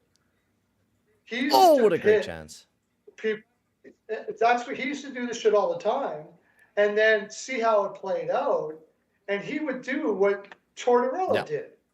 Like, are you kidding me? You're not going to stand up for your teammates after all. You come and get mad at me, but you don't. You bitch and moan and act like a child, but you won't stand up to me and back your teammates on that. Like, the fact that we disagree is one thing, but the fact that you won't be a man about it is another thing altogether, right? So. Yeah, Bryce, the others have been putting on an absolute clinic. We got 16-12 remaining, 36 seconds remaining on the power plays. The others have just been all over the Preds, not giving them any space or any room to breathe. And this one gets sent around up to the point, and that one all the way down the ice. And that one will not be icing. This one picked up by Lazon. He sends this one all the way down the ice. This one stopped up by Campbell's. He wraps this one around. It's crazy how Tomasino's not playing for the Preds right now. He's almost a point per game in the Milwaukee Admirals. He's almost a goal per game, 4 goals in 6 games, and they're not having him up when they're struggling offensively. It's moronic. I don't understand what David Poley's doing. I understand maybe he fucked up or something, but like, your team's not playing very well offensively right now, and it's showing. Like, Yeah. If I'm a GM right now, I'm calling Poyle and going, how about now? How about now? How about now? Like, call me when you want to trade Tomasino. Call me first. Like, I don't understand. He was amazing last year. I don't know what he did, but I say by Campbell. Whatever he did. Picked up by Holloway. Holloway carrying this one. I'm making some nice moves. Shoves it over to Ryan. Back over to Holloway again. Holloway, nice job protecting the puck. Yossi cuts him off, though. Nice hit up alongside of the boards. Ryan hard on his man all over Carrier trying to grab it. Ryan's been an absolute battler. He gets nailed up alongside of the boards by Forsberg. Picked up by Kane. Kane making a great move. Looking, nice shot. Big save by Saros. Picked up behind the net by Shore as he whips it around up to Kulak. Kulak, nice shot. Nice save by Saros. Over to Kane. Steven, if you're still in the chat, do you know why they have like Tomasino down? Have you heard any rumors in Preds land? We'd like to know, because like we've been clueless on the Tomasino shit. Like, we don't know why he's not playing this year. I was floored. Like, I had him penned into the pegged lineup. in the second line. Like, I had him pegged up there, and like I had him on my fantasy team because I thought Tomasino was going to be huge this year.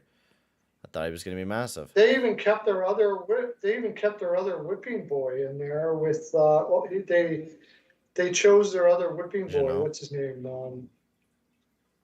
I'll tell you in a second. Calgary nice just scored pass, or tried to get a pass over by CC, but that one broken up. Nino Ryder. Tolvanen. Oh yeah. Tolvanen. He's their whipping boy. He's always getting taken out of the lineup, put in the lineup, taken out of the lineup. Great chance, Kane and Draisaitl. Oh, and he gets tripped up though. There should be a penalty on the play. There will be. Draisaitl over to Yamamoto. That's a lazy play by Yamo. What the fuck was he doing? Do you see that? Where Draisaitl sent over a pass over to Yamamoto, and Yamamoto just stood there and let the guys just like cut him off. It's like, dude, start lifting up your stakes. Start battling. You're not battling enough. I'm wondering if Yamamoto just physically isn't going to be able to do it. You know who he reminds me of? What I think he would be best for Yamamoto wherever he goes. Hopefully, if he played like the Washington Capitals play Connor Sheary, 10 minutes, 5-on-5, no power play, top line. You know what I mean? Oh, it should definitely be Like that. Because I think he shouldn't be playing more what you than could do 10 is minutes a cycle night. Puljujärvi with him. Do like Puljujärvi plays like 15 minutes. Yamamoto gets way less minutes, like 10 minutes or so. You know, you increase maybe a little bit more ice time on Hyman and Nuge. You give them a little bit more ice time. Maybe even Puljujärvi. I could see him playing 16 minutes per game and still look really good. Yeah, Bryce, they should put Jesse on the second line instead of Yamamoto. But I like where Puljujärvi's playing on the third line. I think if you play Yamamoto, like what Perlo was saying, like what you do with Shiri, on that second or first line for 10 minutes or so, maybe 10, 12, like what they do with Puljujärvi right now, and swap the minutes that Yamamoto's getting for Puljujärvi. That's the way I think they should be doing it, because what Yamamoto's doing right now is not deserving of 17 minutes per game compared to what Puljujärvi's getting. You can't play 17 minutes a game. You just can't. You can't do it. This is a big enough sample size now. They should have been able to figure out Yamamoto can't play 17 minutes a night. That's not at his optimum. And there's nothing wrong with that. There's a lot of great players out there that play like, look at Smith in Boston, right? They play him 12, 13 minutes a night. But when he's on the ice, man, he's full bore constantly. And that's the way Yamamoto has to play. If Yamamoto gets tired, what good is he? He's not good. He's no good at all. Alrighty, guys. Also, if you guys haven't already, make sure to hit that like button and hit that subscribe button as well. We're very, very close to 15 likes on the stream. If we get at 20 by the end of the night, that'll be absolutely amazing. Thank you very much, and it'll be very much appreciated there, boys, as we're back on the power play. Barry over to McDavid. McDavid, great move. Center and pass to Hyman, but that was kind of a shot, and Saros will swallow that one up. I'm ready to jump off the cliff at this moment. Wake me up when they fire John Haynes. I don't even think you want Peter Laviolette at this point. Like, Peter Laviolette's not going to fix jack shit. It's going to be the same thing. I loved Hines last year. I did. He was a great motivator and all that. But I don't know what the hell happened this year. Like, this team is absolute trash. I loved what they were doing last year. You didn't like what they were doing last year, Steven? You didn't like it, that team that great competed. Chance. Nice block by Lazon. Yeah, I don't know. But I guess you could make a case, though, that really it was a Saros show last year, too. You could make that case. Well, they played really well defensively in front of him, too. Like, and then you had Duchesne and those guys just pop off offensively, and you had some of your depth guys do really good, too, last year. Like, Tomasino was also included into that group, and they don't have him in this year, so there's a lot of guys.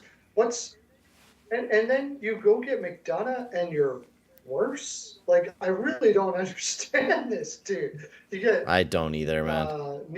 Niederreiter. Sends it back over to McDavid. You get Niederreiter and McDonough, and you're worse. McDavid carrying this one up over to Nuge. Nuge being swallowed up alongside of the boards. McDavid tried to center it over to Draisaitl. Draisaitl looking around. Cuts back up. Waiting up to the point to Barry. Barry whips this one over to Nuge. Nuge over to McDavid. Big save by Saros. As we'll take a look at a quick update on the leader scoreboards. Flames up 2-1 against the Kraken. Minnesota still up 3-1. Penguins still up 5-3. Islanders beating the Blackhawks 1-0. Oh, and look at that, Perlo. Huh? Who fucking knew? The Devils up 1-0. And only one shot for the Devils. Wow. Yeah, 6 shots. Who's in net? Demko?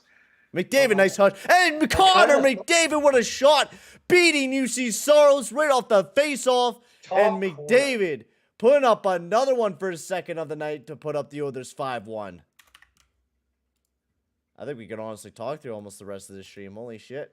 I still want to do some play-by-play, but... Yeah, we'll just keep on play-by-playing every time McDavid scores. Every time he touches Feels like the puck. he's... Jesus, Murphy. You know what? It's because... And the Canucks just went on the power play, too. From what Sidney Crosby said that... Sidney Crosby said that Connor McDavid was probably the most competitive person he's ever seen. He is. Sidney Crosby. He is, dude. McDavid's super fucking competitive, man. He's like one of the more competitive players I've ever seen in my life. one of the more, Sidney Crosby is the Oh, most yeah. competitive person I've ever seen in my life. Like, That's why I was talking and about he is McDavid just gets saying better every year. that Because he Connor gets pissed off that McDavid he's not, like, is the his most. team's not good enough, so he just gets better and betters himself every single season. It's crazy. Fogle trying to center it. Yeah. Ekholm trying to chip it up alongside of the boards. McLeod sends it right back down below to Fogle over to Puljujärvi, but that was a erred pass, not able to be picked up by him. Dude, McDavid for Rocket. I've been saying it since like a few games ago, man. He's been insane. That's like his 11th goal of the season. Oh, he's going to get the Dude, he has to. And how many games have they played? This is our 10th game. He's a goal per game. Above a goal per game. That's crazy. Kane sends this one down below. Picked up by Yossi. Will we see a goal scoring record be broken this year? What was Gretzky? 84 goals in one season? I think. No, 92. Oh man, that's a tough one to beat. Fuck, that's like impossible. Ain't no. Dude, imagine if McDavid fucking did break it this year, though. Honestly, welcome in, Tyler. Okay, I'll say this: if anybody gets 80 goals in this generation, it's probably better than the 92 Gretzky got. And Gretzky would say that too. Oh, no, there's going on to the box, so it'll be a power play for the Preds. Yeah, if McDavid were able to get even 70 goals in one season, or any player in general, I'll be like praising, because it's hard to score that amount of goals in one single season. Even that Matthews getting 60, I thought was incredible last year. Like, I thought that was really, really nice. So they're calling that a slash. That's weak. Yeah. Come on, you're just. We support the Edmonton Oilers here. At least I do. I'm a big Oilers fan. Well, I support all. I just support the NHL. I love hockey, but I am an Oilers fan as well. Also, we have 39 people out there. I need 21 more. Oh, big save by Campbell! Another save by Campbell. Sorry for interrupting you there. Big saves by Campbell. What were you saying there? I need 21 more to hit 1,000. Oh yeah. Hey everyone, go check out the link that my man Others Man threw up there. Click that link. Go subscribe to my man Pearl of Wisdom. Go check him out. Go give him some support. He does a lot of great videos on his channel, and he does some free picks. So if you're in a little bit of betting, I would definitely go check it out as well, because he does do some free picks. And go check out BPAL picks. The link will be down in the description below. Use code 15 and you get $25 off on your monthly subscription. Oh, and that one tipped into the back of the net. What a tip by Johansson. If you were in BPAL tonight, you would be bringing fat stacks in, my friend. Doing very well. Wow, it's not. That was a weak penalty call on Kulak, but that was a nice tip by Johansson. Nashville scored. Right? You know that? Johansson. Johansson's fourth. It was a good tip. That was a really sharp tip. That was a great tip by Johansson. Like, that was a bloody good tip. I like Johansson as a player. I mean, it's just unfortunate he was part of that trade where he was supposed to be their number one. He's just never been a number one guy. We gotta really. Yeah, he's not a number one guy. But then again, Jones was overrated as well. So that's. Are you a fan of Chicago? I'm Peyton. Peyton on the radio, and then he's Pearl of Wisdom, the Wiz. Yeah, I'm Pearl of Wisdom. Yeah. Chicago, I mean, you got to be really happy with how well they're. Richardson, my gosh. This one said down below to Sissons and Staylock. Battle up alongside of the boards. Kulak trying to get a handle of it. We got halfway through the second period of action. Ryan trying to chip it out of the zone, which he does. And this one will be picked up by Ryan McDonough. McDonough settles down the puck, looking to break it out as he sends this one over to Lauzon. Lauzon tries to chip this one out. But that one stolen by the Oilers, and now McDavid has a handle of it, looking for the Hattie. Nice shot, big save by Saros. McDavid tips it over to Nuge. That one broken up, though. Now the Preds look to be right back on the attack as Trennan carrying this one up for the Preds as he sends this one in deep. Campbell takes a handle of it and bounces this one over to Bouchard. Back over to Niemelainen. Niemelainen tipped up to McDavid, but not able to receive the pass there as Ekholm sends this one in deep as Niemelainen almost took off the head of Ekholm. And how can Cole Smith go after? But dude, Ekholm fucking like dodged it. I don't know what. And then what the fuck is McCarn doing? Who is he uppercutting? McDavid? Niemelainen. Oh my god, what the fuck are they doing? Did he get a charging call or anything? I don't think he should have, because he came on to step up. Ekholm dodged. I No, he didn't leave his feet till after he ducked. So It was no, on he didn't do Ekholm anything because wrong there. if you're fucking see a guy, don't duck. It's the most dangerous thing to fucking do. Don't duck. I don't understand that shit. Like, I know you're going to get fucking steamrolled, but if you keep your head up and you see the player coming, Ekholm didn't. He was blind and then he ducked. Yeah. And how can you get mad as the Nashville Predators? That's not on you guys. Like, that's on Ekholm for doing that, for making that a dangerous play. Awesome. Thank you, Tyler, for the sub or subscribing to Perloism. I very much appreciate it, boys. Thank you very much. And hey, guys, if you man. haven't already, make sure to hit that like button and hit that subscribe button as well, boys. It'll be very much appreciated. We're almost near 15. Let's hit 20 on the stream here, ladies and gentlemen. And we're like 12 away from hitting 1,100 subscribers on the channel, or 11 now. So we're very, very close to hitting 1,100 subscribers. So if you haven't already, smack that like button. It'll be, or the subscribe button. It'll be very much appreciated there, guys. Almost at 1,100 subscribers. Yeah, you're almost at 1,100. Wow. Yeah. As I'm keeping a close eye. So, yeah, Kadri got another goal. Oh, the Kraken tie right back up at 2, though. Yeah, I need Calgary to win in regulation. Still only one shot for the Devils Canucks game. No, 3 shots now for the Devils now. I knew the Canucks were going to come out hard. Do you think they're just going to tuck her out, though? Money line. What's that? Do I think they're going to go on a run now? Do you think they're going to tuck her out, like, after going hot? Do you think they're going to tuck her out? Like, in this game, yeah, against the Devils, if they go so hard. I don't know. We'll have to, when this is over, we'll take a look at how they're playing. But I thought for sure they would be going hard in the first, and I don't think it's very good. If they don't get out of this with a head, with this New Jersey team, I think they could be in trouble. This New Jersey team is becoming something to watch out for. Like we were saying, that's why we had them making the playoffs. I don't know. I think they might even not bubble. Like, I mean, they're really good. Really freaking good. It's just a goaltender. Yo, welcome in, Steven. Thank you very much, bro. Appreciate the support and calling me your favorite Oilers streamer. Very much appreciate it, my man. As well. So it's a power play here for the Oilers as well. As Kane gives this one off to Draisaitl. A great move by Draisaitl as he sends it off to McDavid. McDavid shovels it off to Nuge. Nuge up to the point to Bouchard. Over to Draisaitl. Draisaitl down below to McDavid.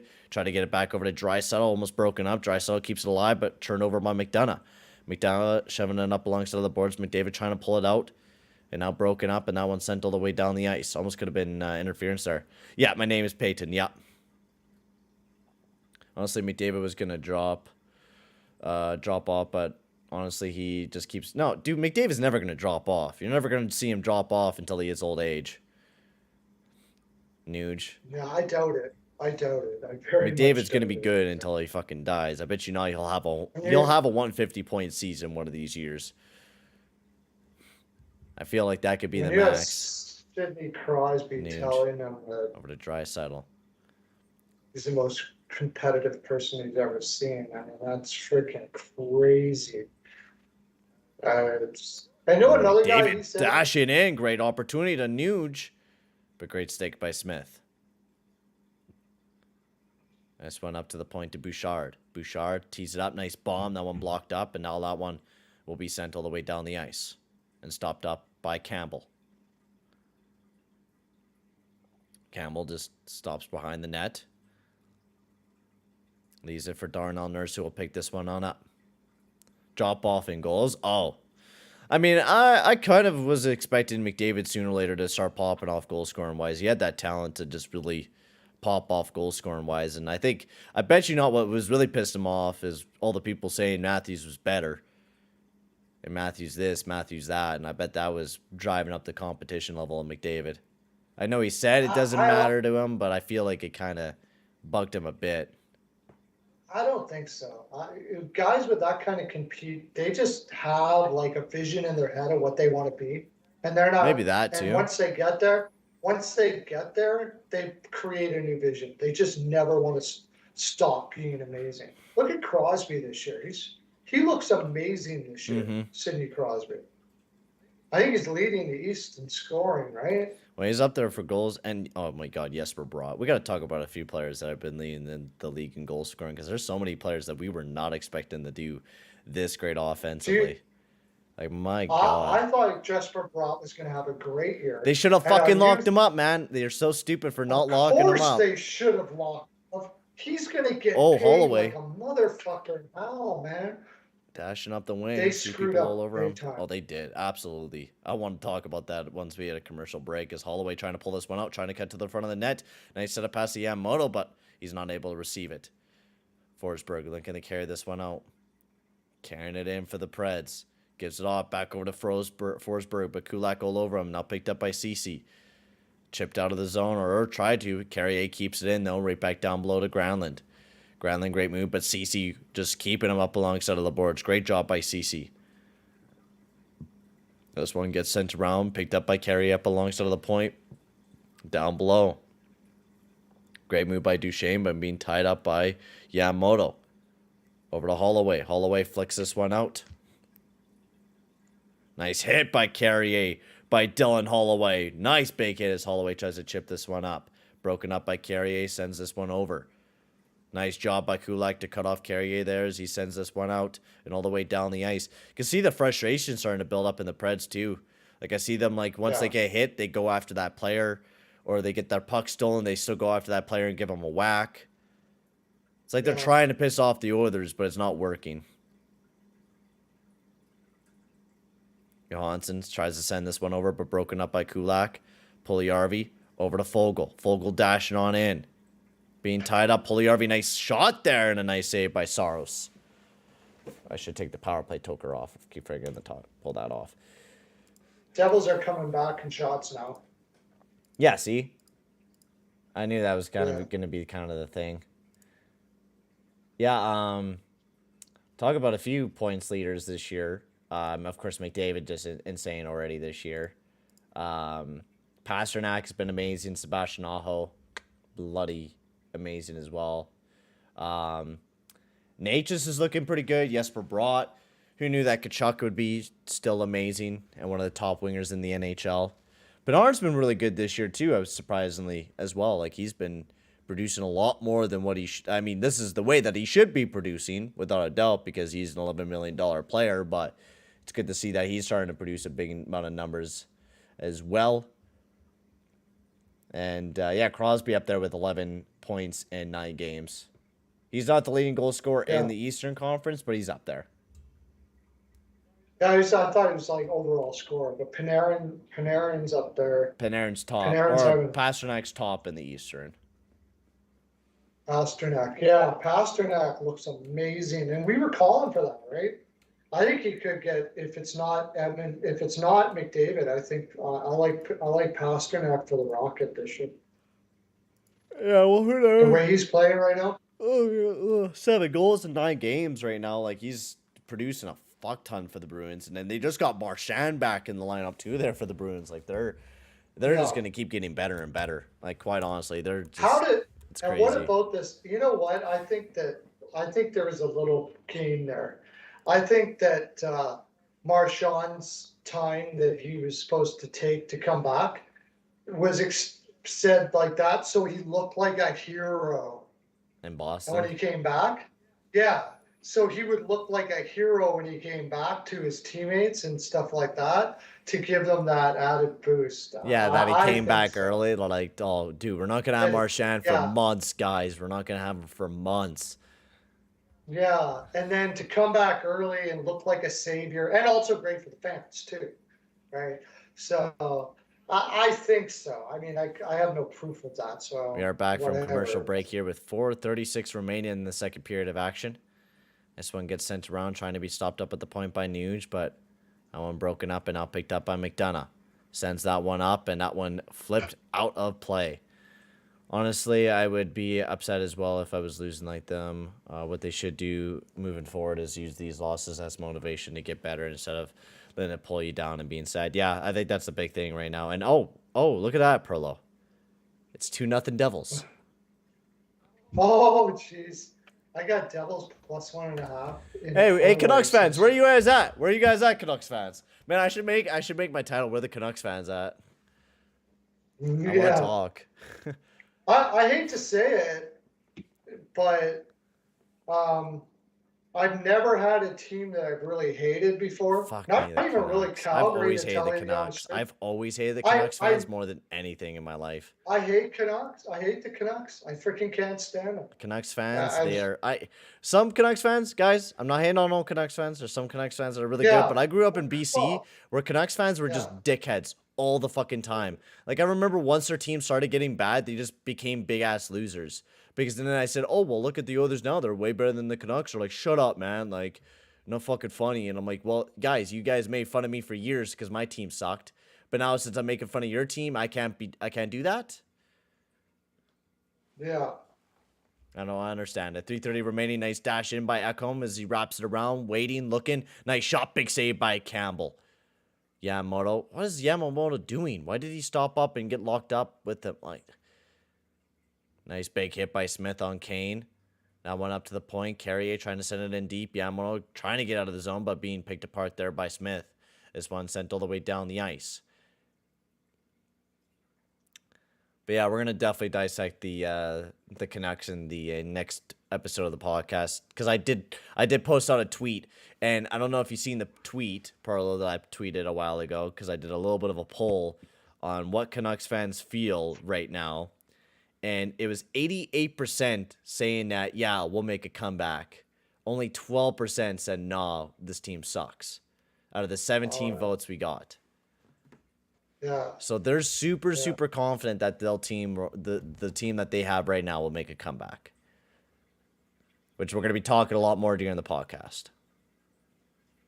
Yeah. Okay. Like I said, when you're talking about fans, you're talking about the ones that you hear. Like good people, good fans, you don't hear much of them, right? No, They're nice because they're people. quiet. They just stay down low. But like I said, Vancouver, all their Facebook groups, try to go on Facebook groups and just talk like a little bit about what you think could be with Vancouver and see how long you stay on there for.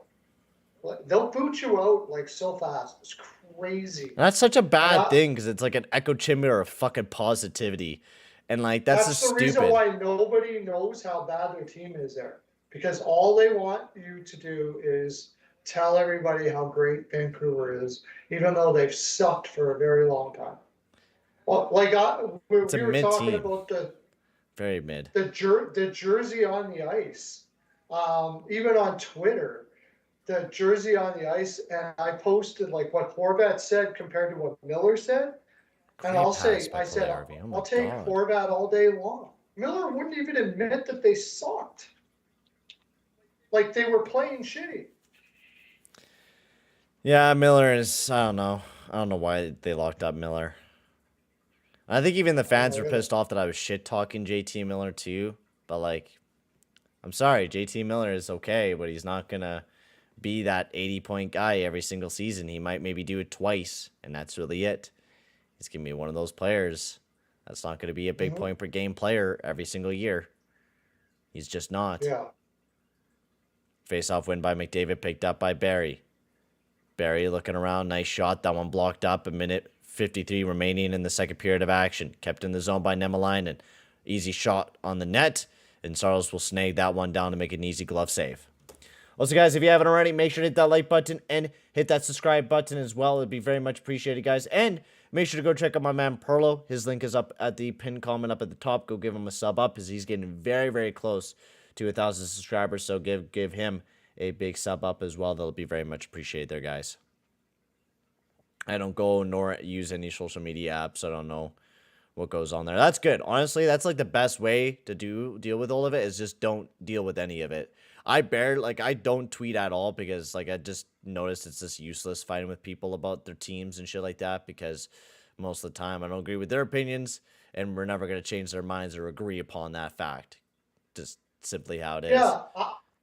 And I don't even mind people calling me out calling me whatever they want. I don't give a shit. You can say you're a stupid fuck. Yeah, you could Blah, say blah, that blah, I blah, might be blah, blah. wrong. Like, yeah, Give cool, your- I might be wrong. Give your reason for it. I don't give a shit. It doesn't hurt my feelings, and I'll go back Oh, what a at her, and chance. we'll Fuck go me. back and forth.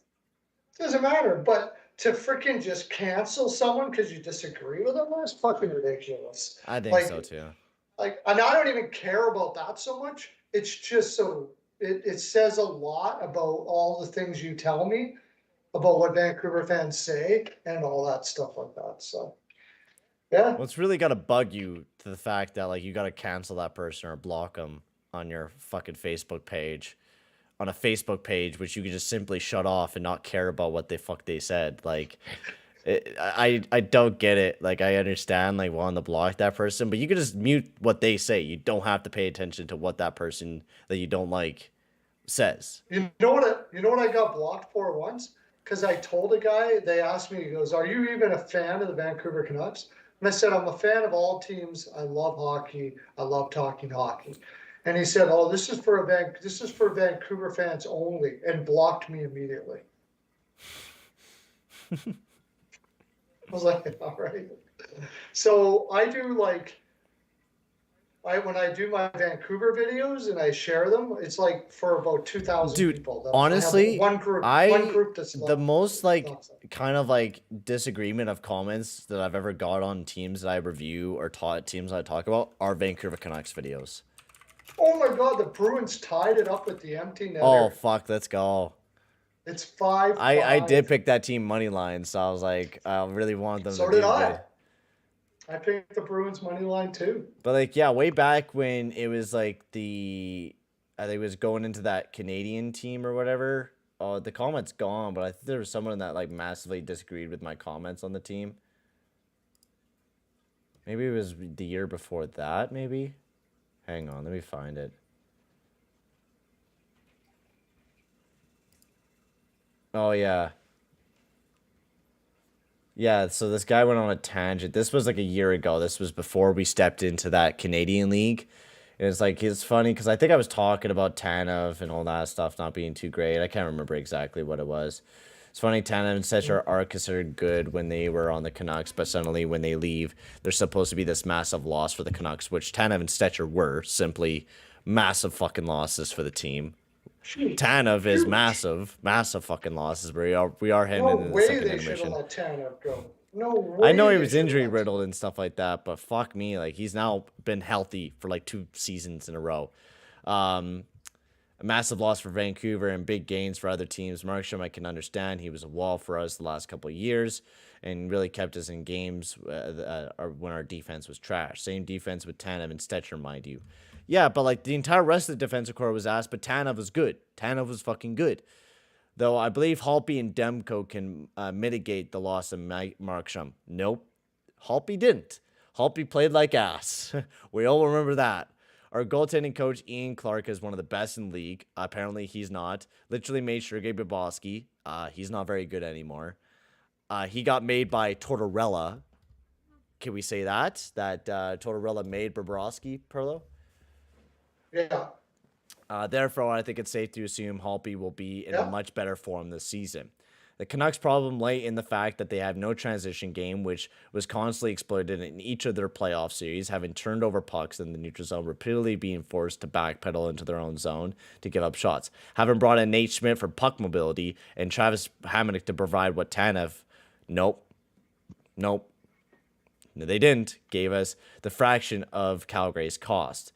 I'd say the value added, the emergence of Ulevi means that Stitcher was expendable. No, Ulevi was ass. You is PK specialist, bigger body than Stetcher, and more offensive upside, which Ulevi didn't do jack shit. As we all remember, Ulevi was ass. Don't know where he was getting this from because Yoli Ulevi was fucking shit, man. Like, he was horrible coming to that upcoming season. Like, I don't know why any Canucks fans thought, like, this is the positivity. Like, I'm sorry, Nate Schmidt's not that good at puck mobility. He's okay, but he's not amazing. And Travis Hamonic is not a good defenseman. 0.0. He was in Calgary. And Calgary replaced Hamonic with Tanev. Because they knew fucking Tanev is a better defenseman.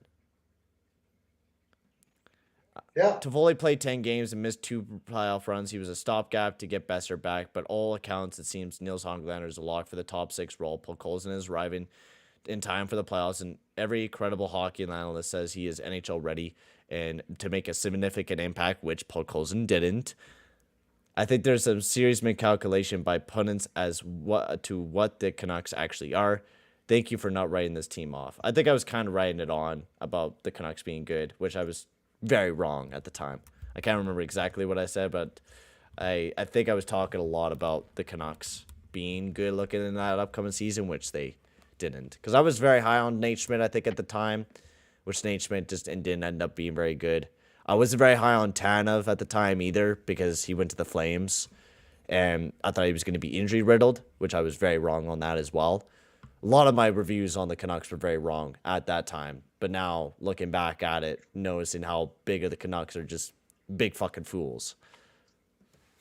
Yeah.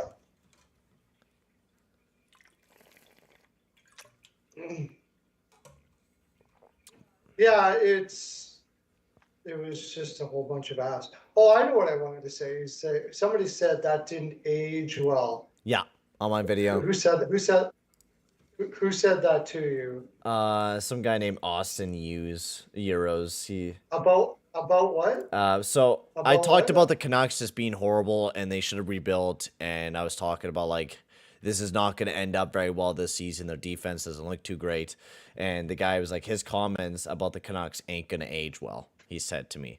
Oh, he isn't going to age Yeah. well? And I would have been like, my comments will age a hell of a lot better than Ekman Larson. I'm willing to bet. And I said, like, I'm like, I totally could be wrong here. I totally could. But to be quite honest with you, the defense is not very good. That's putting it mildly. You were being nice. Oh, I was being very nice. Yeah, I think I said something to the effect in my video that this defense is the worst defense in the league and probably wouldn't be the best defense in the AHL. So, I mean, I try not to write off teams early in the season because you never know. Things could totally change. And so, like, I still think maybe the Canucks could turn around, but the defense is atrocious. Very atrocious defensive core. Yeah. It's so bad. We'll see how Bear turns out, but like, dude, I just watched how the Canucks scored, and I mean that's on the power play, but my God, they just walked around the Canucks, walked around them like they're nothing. Like once they get in the offensive zone, they pass around like they're doing anything. oh yeah, they have no mobility back there, and I don't really know if Bear really helps that. Bear is too good much? defensively, but like he's But- not amazing defensively where he's going to be able to save that entire defense core. Like it's just one guy where Myers and Ekman Larson, they're all last defensively. Like I don't think there's going to be a lot of good coming out of the Vancouver Canucks. Like I was kind of like thinking, I was like coming back on my words. I was like, oh, maybe they will turn it around. Maybe the Canucks will turn it around. But I keep looking at that team. And it's just like, when I analyze the team, it's like I like their offense. I think there's upside in the offense. But I look at the defensive core, and it's like, and you're also seeing Demko the way that he's playing right now. He's not looking amazing. Like he is like standing on his head on every night, right? And it's impossible to do that when your defense is not backing you up. And it just once it starts to snowball, like maybe you're not doing all that the best.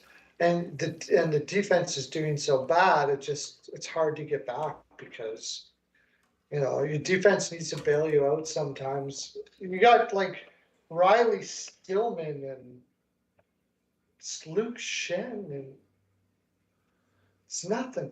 It's nothing. Good thing at least Kyle Burrows is no longer, at least you got that, I guess. I want Vancouver to do well and be a good team, but they're like Buffalo. They just have the worst luck in history imaginable, but they did make the Stanley Cup final before us. So I can't take that away. Yeah, I mean, they had a good chance. They just fucked her up. Fucked her hard. They couldn't clutch it. I said after the whole Tortorella situation where they couldn't handle Tortorella, I said that organization ain't winning shit for a very, very long time.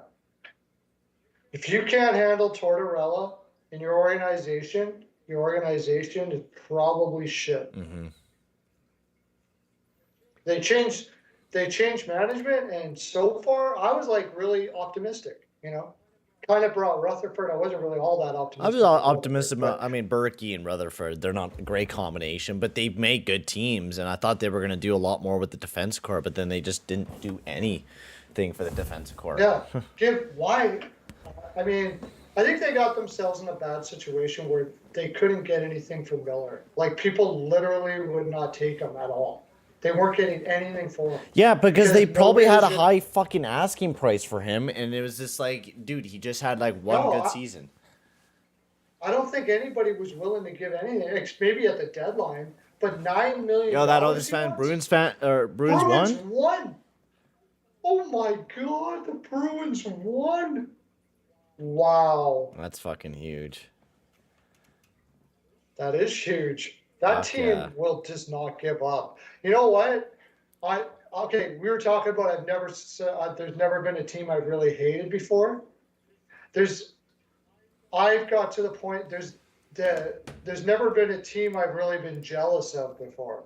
But I'm jealous of Bruins fans. Dude, that team I want to be a Bruins fan. I really It's so do. funny. I don't even know who I put on the top of them. I mean, the power rankings, I think, is still going to be Boston Bruins #1, Knights at second. If the Bruins lost, I think I would have thrown the Knights up at #1. But my God, it's almost like a tie for #1 in the league between the Bruins and Knights. Both teams are so goddamn amazing to start off this year. Yeah, I really like the Knights this year too. But I didn't know about Thompson. Yeah, the Bruins won. The Bruins won. Now that Thompson is there, and they tied it with like 20 seconds left in overtime. Dude, they don't even need Robin Lehner anymore. They got fucking Ian Hill and Logan Thompson, man. Who saw that coming? Right? Dude, two guys have they both have like 930 save percentage. It's like, how, man? How is this physically possible? When he was in Arizona, I thought this is going to be a good goaltender. And then he went to San Jose, and I was like, I guess I was wrong. Actually, never mind. Both above 940. My bad. Both above 940 Perlo. And not only that, Vegas' defense is so underrated. And Cassidy... They're #1 in the league. They're #1 in the league right now in defense. Like, they're the best defensive team in the league. Like, they are incredible right now. Yeah. No, #1 in the league defensively. Yeah, absolutely. Well, with the goaltending numbers that they've been posting, and like just, and they're playing Shea Theodore more minutes. Who knew that he was a good defenseman? I mean, Peter Angelo's still playing more, but Shea Theodore's playing a lot more than what he used to. Oh, Cassidy's playing Shea Theodore more. Oh, is he not playing more than Peter Angelo? No, he's still not playing more as Peter Angelo, but Shea Theodore is actually playing less minutes a little bit this year than what he was playing last year. But he's looking really good this year, +11. Analytically, he's not looking too bad. Yo, Sasha, welcome in, buddy. I haven't seen you in a bit. Welcome in, bud. I knew the Bruins were going to be good despite what people thought. Let's not forget. I just didn't know how Krejci was going to do, and Krejci's been fucking amazing. I just was skeptical about the Bruins. That was my problem. I think me and you, Perla, were both bought into the skepticism on the Bruins because I didn't know how well they were going to do. I didn't know Pasternak was going to be this bloody good this year. I knew he was one of their best forwards, but I didn't know how good he was going to be this year. Krejci's just been amazing. Like, they just had depth guys step up and play really good. Their defense has been really solid. Then you have Linus Ullmark playing fucking, like, off the wall. Like, there's just so many good things going on in Boston right now. I already wrote over to the Boston fans in my video, and I said, I put an apology out there. I definitely, without a doubt, I discounted you and all that, and I was so fucking wrong. It's ridiculous, and it's impressive. It's amazingly impressive. And, I mean, I'm rooting for them now. If it's not the Oilers, I want Boston to win this year. It would be incredible. Bergeron, all the Krejci, gets another cup. Oh, Ethan Bear's playing tonight, Perlo. Oh, yeah, I know. Yeah, he's in bottom pair. What? Is Luke Shen playing above him? Are you fucking kidding me? Well, okay, let's. I mean, he hasn't Hold played it too on. much yet, but Just he's trying to work him I don't. into the lineup. Yeah, I doubt he's going to stay that way, but I don't know, man. I hope he doesn't. Dude, that's so funny. Guess where Bear is? Like, I just take a look at Money Puck, which you take a look at expected goals for and expected goals against. Guess who's number 1 in defense and just like best numbers so far for the Vancouver Canucks? number one in Number 1 in defensive numbers and expected goals for. Ethan Bear. Or Ethan Barrel right now. In the first period, out of the 4 minutes that he's played so far, he's one of the best defensemen out there. Yeah. Yeah, I mean, this could be the opportunity you needed too, right? So in that 4 minutes, they have 0 shot attempts against and 4 shot attempts for that line. The worst defensive pairing, or no, that's my bad. Shot attempts for is 4, and then shot attempts against is 4. The Ekman Larson and Myers pairing let the goal that got scored in. They were on the ice for that goal against. For one of them, at least 5-on-5 wise. Hughes and Shen not looking too bad defensively either, at least numbers wise. But Shen's not the guy you want up on your top pairing. Not the guy that you want up on your top pairing, like, at all. No, definitely not. Roman Josi overrated? I don't think Roman Josi. He's a little bit overrated. I think people think he's way better defensively than what he is. But he's a very, very good offensive defenseman who plays an alright defensive game. Just not amazing. People were chanting and raving that he should have won the Norris last year. He should have never, even was, in the topic of being over Makar. Makar was easy dog. Yeah. There's no way. That's not even close. I get that he had 92 points, but Makar was just, there's no discussion. No fucking discussion. Makar is as good defensively as Josi is offensively. Mm-hmm. So, and yeah, it's not even close. Makar is the best defenseman in the NHL. There's no argument. It's not Hedman. It's not anyone. It's Makar. Dude, I'm ripping on fantasy tonight. Oh yeah, I had Caleb Jones. I have also Caleb Jones from Chicago, and he's been playing a crap ton of minutes. He's also been producing me assists, and he got me an assist tonight as well. Oh wow! I'm fucking slaughtering this team. I'm up 13 to 2.5. Jones got an assist. This guy only has a goal and 3 assists. I have 4 goals and 6 assists tonight. Out of my entire team. Chris Weidman got me an assist. Jones got me an assist. But, dude, Jones has been kind of like killer for me because he blocks, he hits not too bad. He does a decent amount out there for me. He has 6 points so far this year. 12 hits, 14 blocks. Caleb Jones has 6 points? Wow. That's pretty cool. Yo, Kobe, how's it going, bro? I want to see his analytics so far this year. I'm kind of interested. And Caleb Jones all of a sudden playing good. Oh, huh. Really? Oh, really? Huh. Oh, wow. We fucking, I guess, didn't expect that, huh, Prolo? No, he was playing good here. Oh, look at that. He even has better defensive numbers than... Oh, yeah, the guy that we traded for him. Who was that? Who was the guy that we traded for? I don't even remember the fucking guy's name. I just remember him slapping asses. Oh, Duncan Keith. That's right. Now, Caleb Jones wasn't going to make our lineup. Yeah, he was only a top 6 defenseman, you know?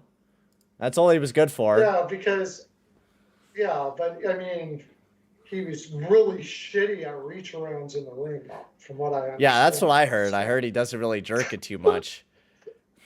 I heard he rejected a lot of the guys. Yeah. I heard he wasn't very nice to some of them. But yeah, Keith was really good at what he was doing. He wouldn't swallow. He gagged afterwards. didn't towel off. It was always just a fucking mess. Yeah, exactly. Stop swallowing it. He spit it all over me. Like, it was just fucking disgusting. Right. Keith Yeah. really knew So what he was doing. what's expected goals against if you can't do all that, right? And Jones is even looking pretty good defensively this year. Like, I mean, honestly, he would be a top 6 defenseman right now. Like, I get Duncan Keith, we brought him in to be a top 4 guy, but he was nowhere near it.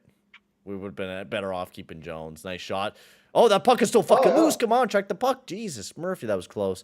Drysdale tries to chip this one over to Kane. Kane dashing down the wing as we're back to third period action. Kane trying to tuck it around.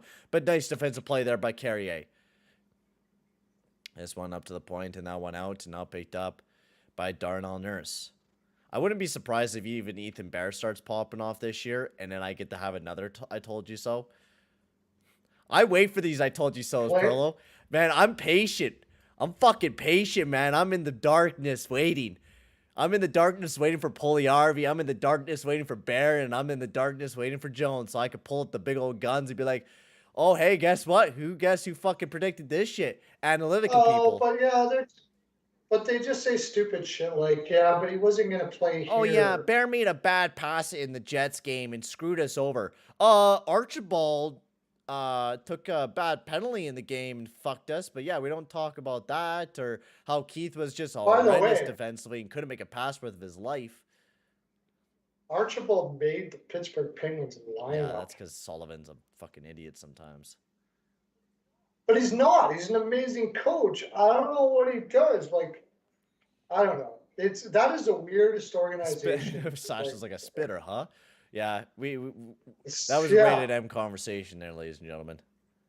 Actually, maybe not. Yeah, maybe not. Maybe it's just reach arounds or just taping their sticks. Sasha Hoffman used to say some of the funniest shit in my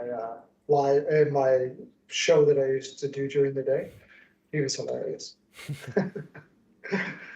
Off to the Perlocopter. Off to the pillar. To the Perlocopter, and he'd have these little emojis. It was funny. Face off to the left of Campbell. Fogle will take the draw.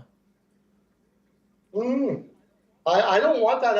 I'm afraid of that next goal, though. Yeah. That one chipped out. I gotta say Campbell has looked good, though. Campbell's made some pretty good saves tonight. I do say that. Let's go. If they win, we'll be 7-3. I would like to see some more goals here tonight. I'm not done. I want to see more goals. I want to see Kane get a pot a few more for my fantasy. I want to boost my fantasy stats a little bit more. No, I'm probably good fantasy wise. I'm fucking won this week, man. I want to see McDavid get 80. Yeah, let's just have him score like 5 tonight. Come on, McDavid, just do it. Fucking kill him, slaughter them.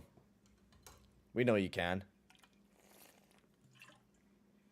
So went all the way down the ice, and that one will be icing on the play. What happened to Demko? Demi's bad this year. He's negative 2.25 on the year in fantasy. Yeah, Demko is not looking good. And it was so funny, like, how many people picked Demko early in my fantasy draft. It was crazy. It was crazy, and they'd probably be so pissed off right now. Face off just to the right. Face-off win. Kulak gives it off to Bouchard. That one just missed the net wide. Nice 1T there. Devin Short trying to get a handle of it. And now McDonough trying to get out of the zone. Nice block up there by Ryan. Kept in. And now chipped off to Trennan. Trennan trying to carry this one out. Chips it back. This one will be picked up by McDonough behind the net. Flames up 4-2 now. This one, Trennan carrying this one up. I had team total over 3.5. This one sent around. Flames in reg. Kulak battling with McCarn up alongside of the boards. Trying to pull this one out. Up to the point. Ekholm. Big bomb. Nice save by Campbell. Puck is still loose. And now this one picked up by Holloway. Bounces over to Yamamoto. He gets nailed up alongside of the boards by Ekholm. And now this one picked up by Kane up alongside of the boards. Sends this one around. Come on, Yamamoto. Get faster in there, bro. Come on. Yamamoto trying to dig this one out. Trying to pull it out. Battle up alongside of the boards. Yamamoto gets a loose over to Draisaitl. Draisaitl looking around. Sends it down below to Kane. Like, is that injury still bugging Yamamoto or something? Like, is there something still lingering with him? I have that feeling that there's still something lingering with him. I don't know, man. Like I said, I just think he's a guy who shouldn't be playing this many minutes. Picked up by Darnell Nurse. The announcer's annoying. He's like, watch out for the Preds, or they're coming. They're not going to walk out embarrassed. Yes, they are. Yes, they are. That's Jake DeBrusk. That's Jake DeBrusk for you sometimes. He says some cool things, and then other times it's just like, eh. Oh. You see big bomb. That one, oh, great block there by CC. That was a great opportunity, my lord. Draisaitl shovels this one over to Darnell Nurse. That was a horrible turnover. They just gave it right to the Nashville Predators. Duchesne still walking around over to Yossi. Nurse trying to get this one out. Up to the point, picked up by Yossi. Walking the line, trying to cut on in. Cuts back up to the point. Nice pass. Granlund over to Duchesne. Over to Forsberg and right into the back of the net for the Preds. As now it is 5-3. Oilers as the Preds had a big one there. And now they're only down by 2. Interesting. Yo, Cooper. I did not want to see that third goal. I just have memories. It brings back all the memories of the Oilers falling apart defensively. Oh, my God. I don't know what we were doing there. That was just lazy by Nurse not to skate up and try to, like, send it in deep or something. Like, that was just a really dumb, sloppy play by the Oilers there. I don't know what the fuck we were doing. We were just standing around doing fuck all, watching the puck. Anyways, we got 15 minutes here. What am I going to do at school tomorrow? What are you going to do? Campbell sucks comparatively to Skinner. Skinner's been bloody amazing. Skinner has been bloody amazing, to say the least. Campbell's good, but I'm sorry. You're not going to make a save like that on Forsberg, quite honestly. That's a pretty tough one to make. That needed to be better defensively there. Oh, there's a review on the play? Oh, no. Good. Okay. Never mind.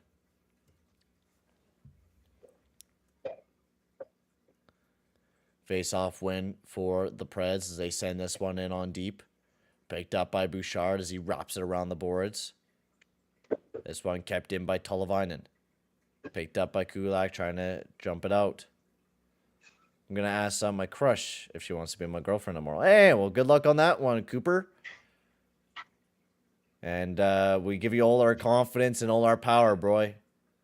Go ask her out, and no matter what you get, whether it's a yes or no, you'll be good. Yeah, good for you. Hopefully it goes well for you, bud. What's the worst that can happen? Right? What could be the worst that can happen? He can't die from somebody saying no. Yeah, exactly. Face off just to the right of Saros. The third line out there for the Oilers now. I mean, basically, the Preds have only scored 1 goal per period from what it seemed like right now. 1 goal per period for the Preds. So we shut it down, play good defensively, and maybe pot another goal. I think we'll be okay. Nice shot. That one blocked up by his own man at Fogle. Chanot trying to carry this one out for the Preds. Bounced off the boards. Nice step up by Nemelainen, but it looks like it got chipped out of the zone. Or chipped out of play, I meant. Also, guys, if you haven't already, make sure to hit that like button and hit that subscribe button as well, guys. That'll be very much appreciated. And also, if you guys haven't already, make sure to go check out my man, Perlo. His link will be up in the pinned comment up at the top there. Go give him a sub. Go check him out. And let's get him up to 1,000 subscribers. He's getting very, very close to doing it. How much close to 20 people I think I need. Unless... Joe Kenny, don't do a Cooper piece of quiet is the key. Shot for Barry. That one just missed the net wide. 20 people I need. There's got to be 20 of you out there that hasn't subscribed to me. Hit her up. Pugliarvi trying to get a handle of it. Battling with McDonough.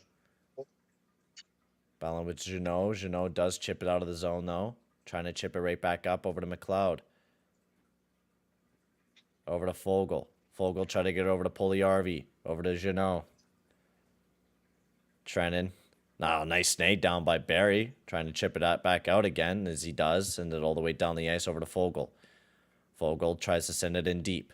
Not able to, though, as Duchesne gets it up to Yossi. Back over to Duchesne as he's dashed into the zone. 13:44 remaining in the third. Yamamoto all over his man, trying to get it out of the zone. Nice keep in by the Preds. That one just missed the net wide. Picked up by Yossi. Draisaitl has a handle of it. Over to Yamamoto, trying to send this one in deep. Yamamoto tries to cut back, being pushed up alongside of the boards. Trying to get a handle of it. Fabro battling with Yamamoto up alongside of the boards. Picked up by Drysdale. Sends it around over to CC. Over to Nurse. Nurse over to Kane. Kane, great shot in that one. Sent down below to Drysdale. Oilers are playing well. Kane sends it down below. Yamamoto not able to get a handle of it. Oh, yeah, bro. If she says no, we'll always be having your back. That's what friends are for, and that's why, you know, if your buddies will have your back, and it's not that big of a deal. I mean, I've been rejected multiple times, bro. It's a thing that happens, man. If she says no, you're not being rejected. It's just like you just haven't found there's another one out there, man. There's 1,000 fish out on the sea. You don't even have to think about it. You don't even know the result of it yet. It could be a yes or a no. I wouldn't think about the result. I would just think about doing the asking her out first and not worrying about what the answer will be. Yeah. You worrying about the answer will only stress you out. Trust me, I know. There will be a penalty on the play. I think the Preds going to the box for ripping off the penalty. There's no way to change. There's no way to change the answer. No. No way. It just is going to be what it is. That's it. Yeah. Oh, at the end. There is ways to know that if they're into you, though. There are that. Oh yeah, there is. Ways to know. If she's checking you out. Yeah, or... as you get older, you notice it more and more. Like you notice it more that way. Yeah. But I'm in love with my wife, and I don't even need to worry about it anymore. Now, my wife, sometimes Caroline will laugh and go, "Do you know that girl was hitting on you?" I was like, "The fuck." The fuck? I know. I was the same way when I was dating my girl. It's like, oh, really? Was she? I'm like, I didn't even fucking notice. I was in my own world thinking about hockey, most likely. Even nowadays, as a single guy, I'll still have like some girls try to hit on me, and I just won't even notice because I'll be watching the hockey game. I'm like, oh, McDavid's on a breakaway. You see that shit? That's my favorite guy out there. Yeah. Fuck yeah. And they'll be like, oh, cool. Yeah, he's fucking sick. I want to get. I wanted to get a shirt because my now wife doesn't do this, but like ex-girlfriends and stuff. You know how they say, "What are you thinking?" Oh yeah. You know, did you ever have to say, "What are you thinking?" Yeah. My crazy ex used to say that to me all the time. Usually the craziest ones do fuck. that. And the answer is always hockey, right? Like, so I wanted to get a shirt that said, "I'm thinking about hockey." Yeah, dude, we should create a shirt like that. I'll create a shirt like that. We're just thinking about hockey, Thinking about hockey. That's it. I know. It's like, oh, can I check your phone? Yeah, what? Like, you want to see my hockey pictures and like my notes about the game that I just watched? Like, yeah, go ahead. Fuck. You're not seeing anything else about hockey, man, on there. Like my conversation with Perlo about hockey. My fucking everything about hockey. Yeah. Why did you leave that door open? Doing crap tonight. Yeah, Nuge is not doing a whole lot tonight. Yeah, he doesn't have to now. Nuge is kind of the guy that he's been doing a lot of things the last few games, so it's understandable for him not to be not noticeable tonight. He's kind of the guy that kind of fades in the woodwork when you don't need him. You know, like when you're up and stuff like that. You won't notice much. Drysdale carrying this one up over to McDavid. 12 minutes remaining in the third period of action. This one tripped around, stopped up by Drysdale. Trying to pull it out. Drysdale gets a handle of it again. Drysdale cutting towards the front of the net. Nice centering pass, but no one able to get a handle of that. Nuge does keep it in the zone. Sends it down below to McDavid. McDavid to Hyman, and a nice save by Saros. This is the Bruins Bay. Next is the filter is telling me what my crush is doing, and it said wanting for me to make a move. Oh, okay. Well, hopefully it goes well for you, bro. I wonder what Toronto would be like if they're not playing. Dude, Cooper, once it usually hits November, it's like Christmas time. Once like Halloween's done and it starts of November, it's Christmas time for a lot of people. It's like a 2-month thing. Oh yeah. People are just Christmas addicts. I'm just a hockey addict. If you're going to be an addict to something, Christmas is a pretty cool one to do. Honestly, I love Christmas, and I'm already seeing Christmas decorations out, and I'm like kind of wanting to decorate my place up with something Christmassy this year. You got snow? You have snow yet? No, no snow here yet. Nothing. Not here. I'm Either. surprised. We had I'm surprised. We had a little bit this morning actually. We get like little bits, but they melt away quick. Barry sends this one over to Draisaitl. Big block by Carrier, who that stung him there. Big hit up alongside of the boards on Kane. This one sent around. And now one out of the zone. A minute remaining on the power play, and this one picked up by Barry. Barry has a handle of it as he cuts up.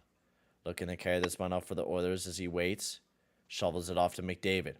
He's gaining some speed here for the Oilers. Dash into the zone. Hands it off to Nuge. McDavid gets a handle of it. Back over to Nuge again. Nuge waits. Over to Draisaitl. And Leon Draisaitl throws that one in the back of the net and puts the Oilers back up 6-3, baby. Boom. I thought they were going to pull out Saros sooner rather than later, man. I can't believe they even kept him in. Like, I know a lot of it hasn't been him, but, like, he hasn't looked too great either tonight. Oh, hey, Perlo. Hey, Perlo. Oh. Guess he's up even more in the Devils game. 3-0. 3-0 now.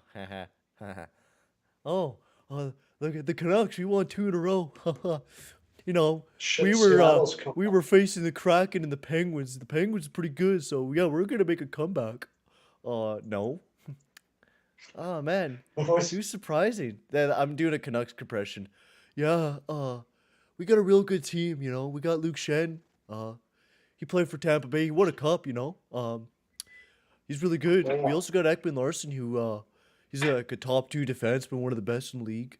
Then you also got Tyler Myers, who blocks a lot of shots. He plays pretty good. Demko will come back. You know, he's not looking very good, I know, but he'll make a comeback. He'll do good. And then we got Petty. Yeah. You know, Petty's just amazing. You know, you're just a fucking moron. You don't know what you're talking about. You're gonna be wrong. Yeah. We're gonna prove you wrong. Shen blocks Oh yeah, a lot of you shots, disagree with me? so I'm blocking you. Get off my page. He's a killer shot. You're not a Vancouver Canucks fan. Because Get off my page. that's how you know if a defenseman is a good defenseman if they have a lot of block shots. Oh yeah. Because because you know people Some don't of them like to block translate shots. to good. Only good defensemen like to block shots. Not. And it has Some nothing of to them do with do. how much time he spends in his own zone or anything like that. Nothing to do with that. No, nothing to do that. No. Stupid. No. We're good. We got Hughes. We got a great defense core. People say our defense core is ass, but we actually got a good defense core. The TSM people said it was good, so we're good. You know. One team that could use some shot blocking though is the Columbus Blue Jackets. Oh my gosh, that team. That defensive core is like a bunch of offensive defensemen together and one defensive pairing, and then Gabranson, and that's it. Yeah, and Branson, that's it. Gavin Bayreuther was on there. Oh, it's like they got a bunch of Davids on the team and then one big ass Goliath on the team, and that's all they got, man.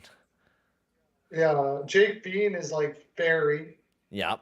And Boquist is another Bouchard. Boquist is not working out as good as we thought, right? What happened? I don't know, man. To Boquist. I don't know. He's good analytically. Like, he's not bad offensively, but shit defensively. He's just hit the shitter, and that's the reason why he's in and out of the lineup. He's not good defensively. But this one gets chipped up, broken up. 9:45 remaining in the third period of action. Yossi chips this one over. Man, I actually can't wait. I made some pasta, and I cannot wait to... 4-0, Devils. 4-0. Oh, yeah, well, you're going to really regret your comments, buddy. These comments are going to age. I should just, like, reply back again. My comments are going to age really well. What age were you talking about? You wait. You wait. You'll be wrong. Oh my God, the Kraken just came back and tied it up. The Flames are going to scream. I was going to have a fantastic night. Kraken just got a shorthanded goal. Where are the Canucks fans at, man? I should just name this Canuck stream now so I could get all the Canuck heads in here. Oh, man, alive. They're trash. They're trash, man. Yeah, I definitely don't need to go back on my words. I'm not worried about going back on my words now. Fucking Canucks suck, man. They blow. They've only Even had an Oilers fan was 4 telling me, "Oh man, Oilers fans should be really scared of the Canucks." Dude, we've been whooping their ass even last year, man. And what did they change about their team? Nothing. We've been kicking their ass like the last 3 seasons. I'm not worried about the stupid Canucks. Just because they got Mikheyev and fucking Kuzmenko is not going to change up their team. Nothing. Also today, guys, I got a new phone today. I got the iPhone 13 because my phone was like dying on me, so I decided to get a new phone today. Which actually doesn't cost me too much, so I'm kind of happy about that. Gonna be kind of cheap. Cheaper than what I was just paying for nothing. Just the plan.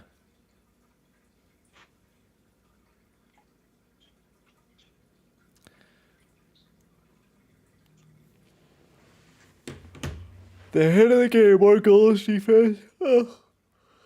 Oh, Matthews, bro, insane this year. Way better than McDavid. He just keeps improving. Oh, what? McDavid just playing insane this year? Yeah, McDavid's been insane. Way better than Matthews. I mean, who could expect that? I don't know why, Perlo, but like, why do you think people think Matthews and McDavid are on the same tier? Like, why were people thinking that? Like, I just don't. Just because they're Toronto fans. Even like the Dom, only like even reason. an analytical guy was like putting McDavid in. Like a lot of people were putting McDavid and Matthews. Like not even just Toronto. I mean, Dom is a Toronto fan. He's kind of a Toronto homer, but just even the guys were just even putting Matthews alongside of McDavid. I just think it's ridiculous. I think it's just ridiculous to put McDavid in any only thing tier I can alongside think of of is- anybody else. I think he should be in his own tier by himself. That's how good he is. The only thing I can think of is some of these guys, they know that to be successful, you kind of got to make the Toronto media happy to a certain extent. I'm never, dude. I'm not gonna be that guy when I get hired. Oh, I'm gonna well, we're I'm never- gonna hate on the Leafs.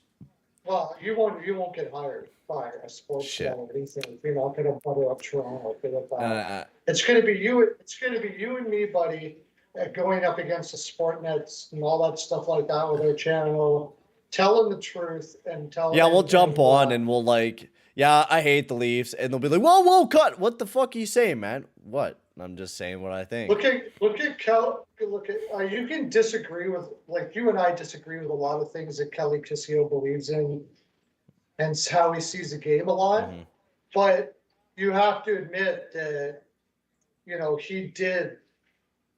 he said a lot of things that weren't going to make the brass happy, right? Who? And he's Did you got say again? Kelly Kissio. Kelly Kissio.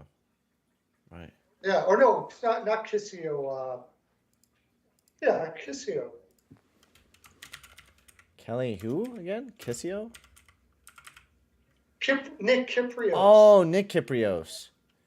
That's what I'm thinking. Oh, Nick Kyprios. I didn't like a lot of Kyprios' shit No, that he we said. don't agree with this. Okay, we don't agree with this stuff that, like, he doesn't see things the same way we do. But he called it like he saw it with Toronto. And He got is booted off no, the he's Sports. still with Sportsnet. He's with the Kipper Bourne show on like the 590. Yeah, but on radio. they gave him his own little podcast radio thingamajigger just to get him off the side there. But he was doing the main show. Yeah, because he was doing his own show, Yeah. and honestly, like I don't mind Kyprios. I think a lot of I watched a few of his like live shows a few times on YouTube, and I enjoyed it because like a lot of his opinions Yeah. were like, yeah, he's just hard on Leafs and talking shit about the Leafs, and I like that. Like I think, yeah, you got to be a Yeah. little hard on the Leafs. Like I think. I think being too hard on them is understandable. Like some of the media are just fucking idiots. I think they don't go too light on the Leafs sometimes or talk about them way too much. I'd rather They don't talk about other say teams. anything good about them. They don't say anything good about them at all. Some of them. So Right. I don't know, man. Or they'll talk too highly about the goddamn team and praise them like they're next to coming to Jesus. It's like, come on. They're not that great. Trennan, great opportunity. Nice pass. Oh, and that one got broken up. Good defensive play by the Oilers. We're playing good defensively, I gotta say, though, in front of Campbell tonight. Oh my God, the Kraken are up 5-4. No The way. Flames are gonna ruin. They're not gonna ruin my night, but I could have had a wicked night. Jesus Christ. The Ducks got another goal too. Sweet Zegras got me an assist. Man, I'm kicking ass fantasy-wise tonight, man. Holy crow. Got another point from Zegras. I'm just hoping Atkinson, Ehlers, and I mean Drysdale's gone until March, but I really need Atkinson and Ehlers to come off of injury reserve. Those two guys I've been missing massively. Once I get those two guys back, it's like, ooh, that's huge.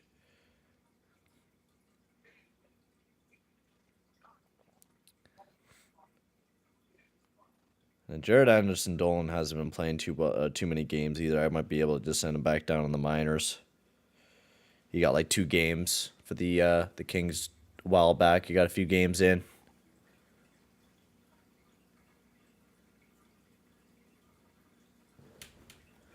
Fantasy-wise, I'm kicking ass tonight. It's not even funny. Ryan goal, Stamkos 2 assists, Zegras 2 assists, Kucherov with 3 points. No matter who you talk about, they're kicking ass. Kicking ass. And then Fleury gave me a W.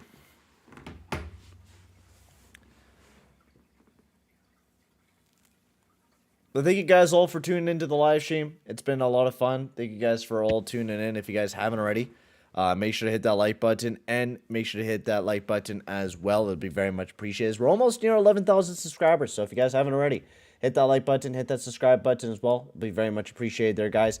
And also make sure to go check out my man Perlo Wisdom as well. His link is up at the pinned comment up at the top. Go give him a sub.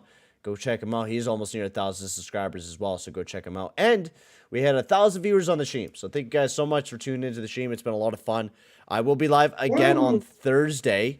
I will be live a little bit later on, I think, because the game starts at 6. I don't get off of work until 6:30, so I'll be missing a little bit of the game. I won't be live on Saturday, but I will be live for a game on Sunday as well.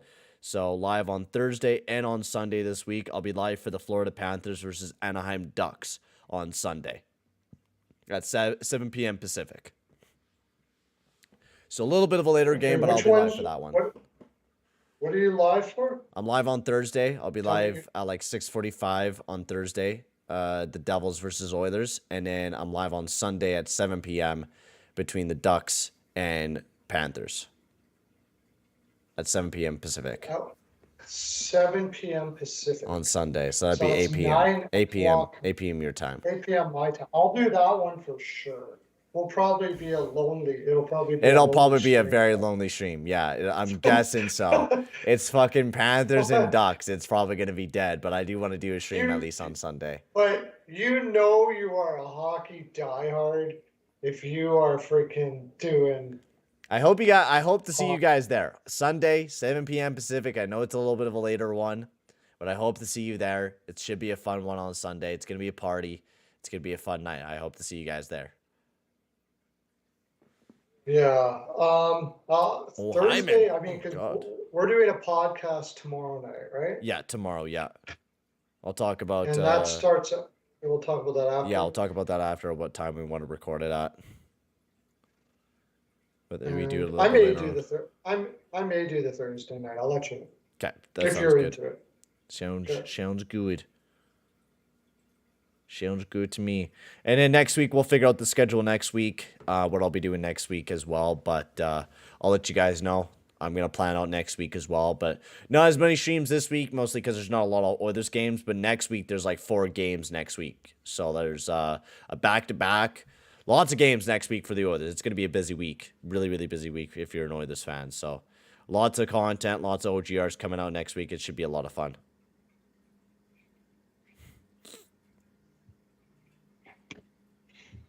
Wow, I can't believe the Flames just freaking imploded like that. Oh, man. Unbelievable. They were up 4-2 second. They let a shorty in. Oh, man. They're going to be bag skated all the shit.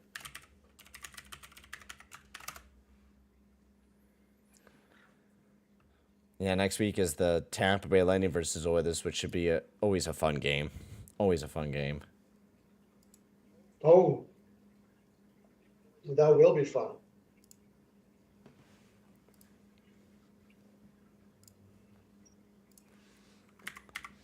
Tampa in Edmonton? I think so, Are yes. they I on the think it's road? in Edmonton. We don't even need So to watch Tampa's the gonna rest of go this back. game. So funny how we're just like, Tampa's gonna go back. Tampa's gonna go back on the road again. Okay, so Tampa. oh no, it's in Tampa. It's in Tampa. Yeah, I thought so. Yeah. Yeah, because it's back to So they're back. So we're doing. playing in Washington, and then the next night we're playing in Tampa. It's got Nashville, then New Jersey. New Jersey's gonna be tough. I want to watch that game because I want to see New Jersey. That's gonna be a tough game. I might be live on Monday and Tuesday. I might actually take Monday off. I might take Monday off and do it Tuesday. We'll see. We'll see what I do next week. I'll figure out how I want to do it next week because I don't want to kill myself with play-by-play. We got some tough games. New Jersey, Dallas is looking pretty fun, but with Devils, yeah, dude, we got the Devils, the Stars, the Caps, the Lightning, Hurricanes, and the Panthers after this. So it's a lot of tough games coming up here for the others. I think a lot on of the them. road. The Devils Capitals is a home, the Stars is a home, and then that next week is all road games. Capitals is winnable. Tampa will be tough. Carolina. That's gonna be a tough one. home. It's gonna be a fucking tough home? one. Man, oh man, oh man. Keith was scared of everyone else. Also the puck. Yeah, he was scared of the puck. He was scared of everything. Yeah. His analytics this year got to be shit. I haven't seen the eye test. Is horrible. Oh, Perlo, the Canucks finally scored a goal. Oh, wow. See? Told you. Oh, fuck, you got me. You got me, man. Yeah. It's going. They got the comeback underway. Right, okay. Yeah. The comeback's coming. Yeah. The comeback's coming out of the woodworks. Barry battling with Jeannot, trying to get a handle of it. That tells me everything I need to know about Vancouver this year. Like, this was a pivotal game. Barry going to the box for holding, I guess, because he can't play good defensively. They completely shat the bed. Huge game. After beating Pittsburgh to come back and keep that ball rolling, and they do nothing. Nothing.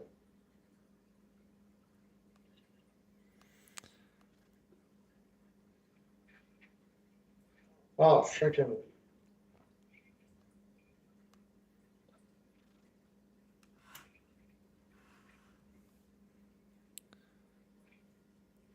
Can't believe the Flames are screwing me. Power play here for the Preds.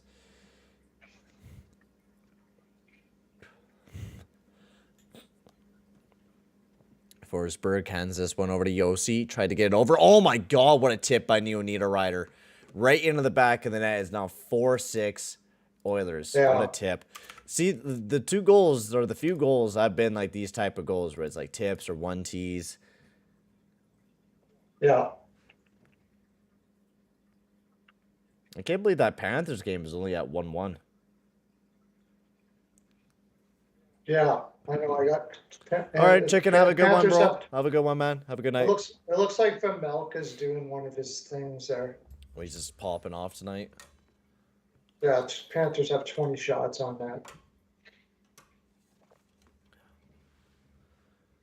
Right into the back of the net on Campbell. All right, we got 2:50 remaining. Still enough time for the Preds to walk right back in this. I don't doubt it. Granlund chips it off to Yossi. We'll have to see how the remaining of these next few minutes goes for the Oilers. Yossi carrying this one up. Sends it in on deep, and Campbell make a nice stoppage there, and he'll just freeze up the puck there. And they're pulling the goalie here with 2:32 remaining. All we have to do is get the empty netter. That's it. That's all we have to do. Just get the empty netter, and that's all we have to do. Yeah, let's have no shenanigans here. We've had enough. I know we don't have the greatest defense in the world, but for the love of God, you can't lose this lead now. Oh, if we lose this game, Right. I'm just going to be so fucking pissed. I'm going to be so fucking pissed. It won't even be funny. But the thing is, the viewership will go up, so... I don't care. I'd rather take the W than the viewership tonight. I'd rather not fucking lose my mind. Duchesne has it up Oh, along some of the would, boards, up to the point, empty netter. Over to Forsberg, big bomb, nice block by McDavid. CC trying to get this one out, picked up by Draisaitl. Draisaitl, I don't know what he was doing. He should have just chipped it out of the zone instead of trying to leave it there for McDavid. I know what you're trying to do, but can't be doing that right now. Okay, we got her. This one chipped out of the zone. Forsberg over. That was one staying in the zone. Carrier trying to get this one out. Not able to, though. McDavid gets a handle of it. Sends it over. Trying to get it out. Not able to, though. Forsberg. That one poked into the corner. This one sent down below to Granlund. Around. Nice hit. Now picked up by McDavid. McDavid shovels it off to Draisaitl. Over to Kane. And a Vander fucking Kane, baby, with the hattie, and the hats go flying. Dude, fuck, that's huge. That is huge for me fantasy-wise. I'll take that. Woo! 7-4 Oilers, baby. 7-4 Oilers. What a goal-scoring galore tonight, man. What a killer game. Evander Kane getting another goal to end it off. McDavid not being greedy. He didn't even skate up. He didn't care. He didn't want it anyways. He wanted to give it off to Kane. I mean, Kane did the exact same thing to McDavid, though. Yeah, they go back and forth there. Oh, Calgary used to suck. So, if Calgary loses, that means they might fall down my my power rankings a little bit if they do lose. Oh, they did lose this game. They lost. They might fall down my power rankings because I did have them high up. I had them at 4th in the last one. I had them in 4th in the last one. Yo, Eric, welcome in. Your Kings lost? Yeah, I did see that. Kings lost. To what? Who was it again? The Kings. Oh, to the Stars. Yeah, Stars have been insanely good to start off the season, though. They are, like, high up in my power rankings, too. I've been really liking the Stars. I think I might actually bump up the Stars. The Stars might bump up a few spots with that W tonight.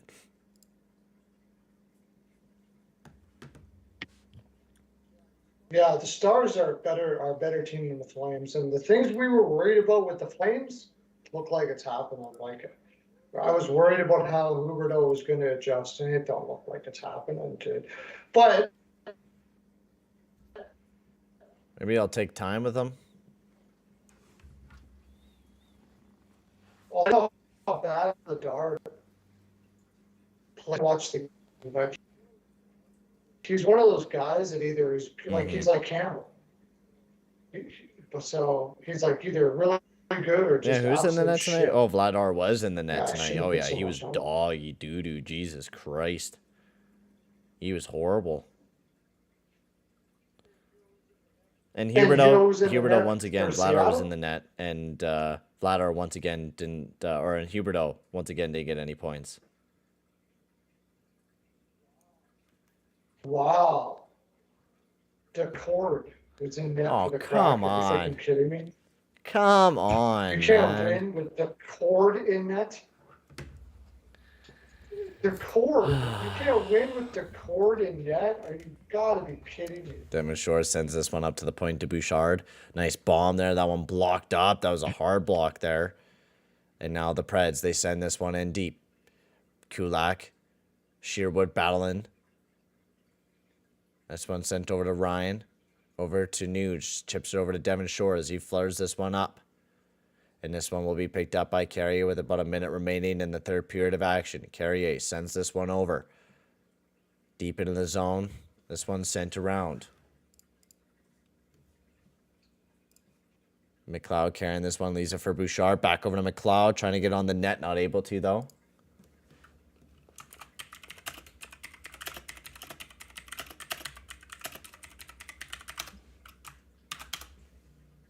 Picked up by Carrier. Nice hit by Puljujärvi. Now a little bit of... Oh, and Sherwood just... What the fuck? Dude, refs, break that up. Puljujärvi doesn't... What the hell is going on here, man? What is Sherwood doing?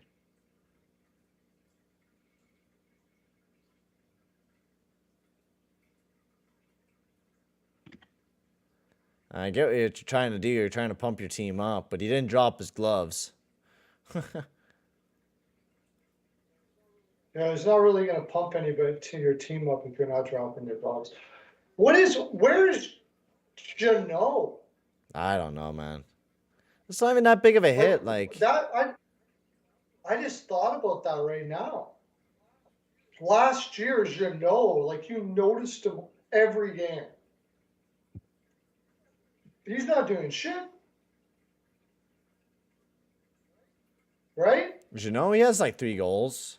He's not doing a whole lot. Does he? I don't see him like he used to like notice the shit out of Jeannot last year. Totally. They can't seem to get it rolling, man. They can't seem to get the fire to get the fight or something. The worst part about it is it's making me look bad because I picked Nashville to win the frickin'. No, did I pick them to win the Central? No, I don't think you did. We did have. I had Nashville up at second though. Remember? I had like Nashville very high up in my predictions, and man, am I ever fucking wrong about that. I was also like really hard on the Dallas Stars too. I didn't think they were gonna do that good. My predictions are just wrong in general. I had Dallas. I had Dallas making. But it is also once again very, very early. It's very, very early into the year, so. Yeah. McCarron also going to the box now. But we were bang on with New Jersey, Buffalo. No, I was anyways. Buffalo and Ottawa. I thought they were going to do pretty good. I wasn't too high. I had Ottawa second last. That guy was right. Smith. There's no system with those guys. They're just running around all over the place. Ottawa. Oh yeah, DJ Smith is not a great coach. No, he's not. They're not, and they're taking penalties all over the place. They had like eight penalties against Tampa. Well, there we are, boys. The Edmonton Oilers, the O'Briens, World, welcome in, Piano Ninja. Hey guys, thank you guys for tuning in to another great stream. The Oilers win once again 7-4 and continue their winning streak that they're on right now. What's that, 4 in a row now they have? I think it's been. Let me check. I want to double check. I think it's been 4 in a row. Yeah, 5 in a row now. Woo! 5 in a row. They're going to be increased in the power rankings tomorrow as well. So, guys, make sure to check out the OGR. That will be posted up in the morning. I'm going to record in the morning and post that up. Make sure to go check out the podcast. That will be out on Thursday. Me and my man Perlo are going to be doing that tomorrow, so make sure to go check that out as well. Thank you guys so much for tuning into the stream. I'll be live once again on Thursday at about 6:45 p.m. Pacific, as I'll be live for the Oilers versus the Devils. I'll be there a little bit late, so I'll probably be joining in around the second period of action. I'll probably be live around. So thank you guys very much for watching. Make sure to hit that like button, hit that subscribe button. Go check out my man Perlo. Thank you, Perlo, once again for tuning in. And make sure to go check out Beepow Picks. Can't wait till we do it again. I cannot wait. Beepow Link is down in the description below. Use code 15. You save yourself $25 off your monthly subscription, so go check it out.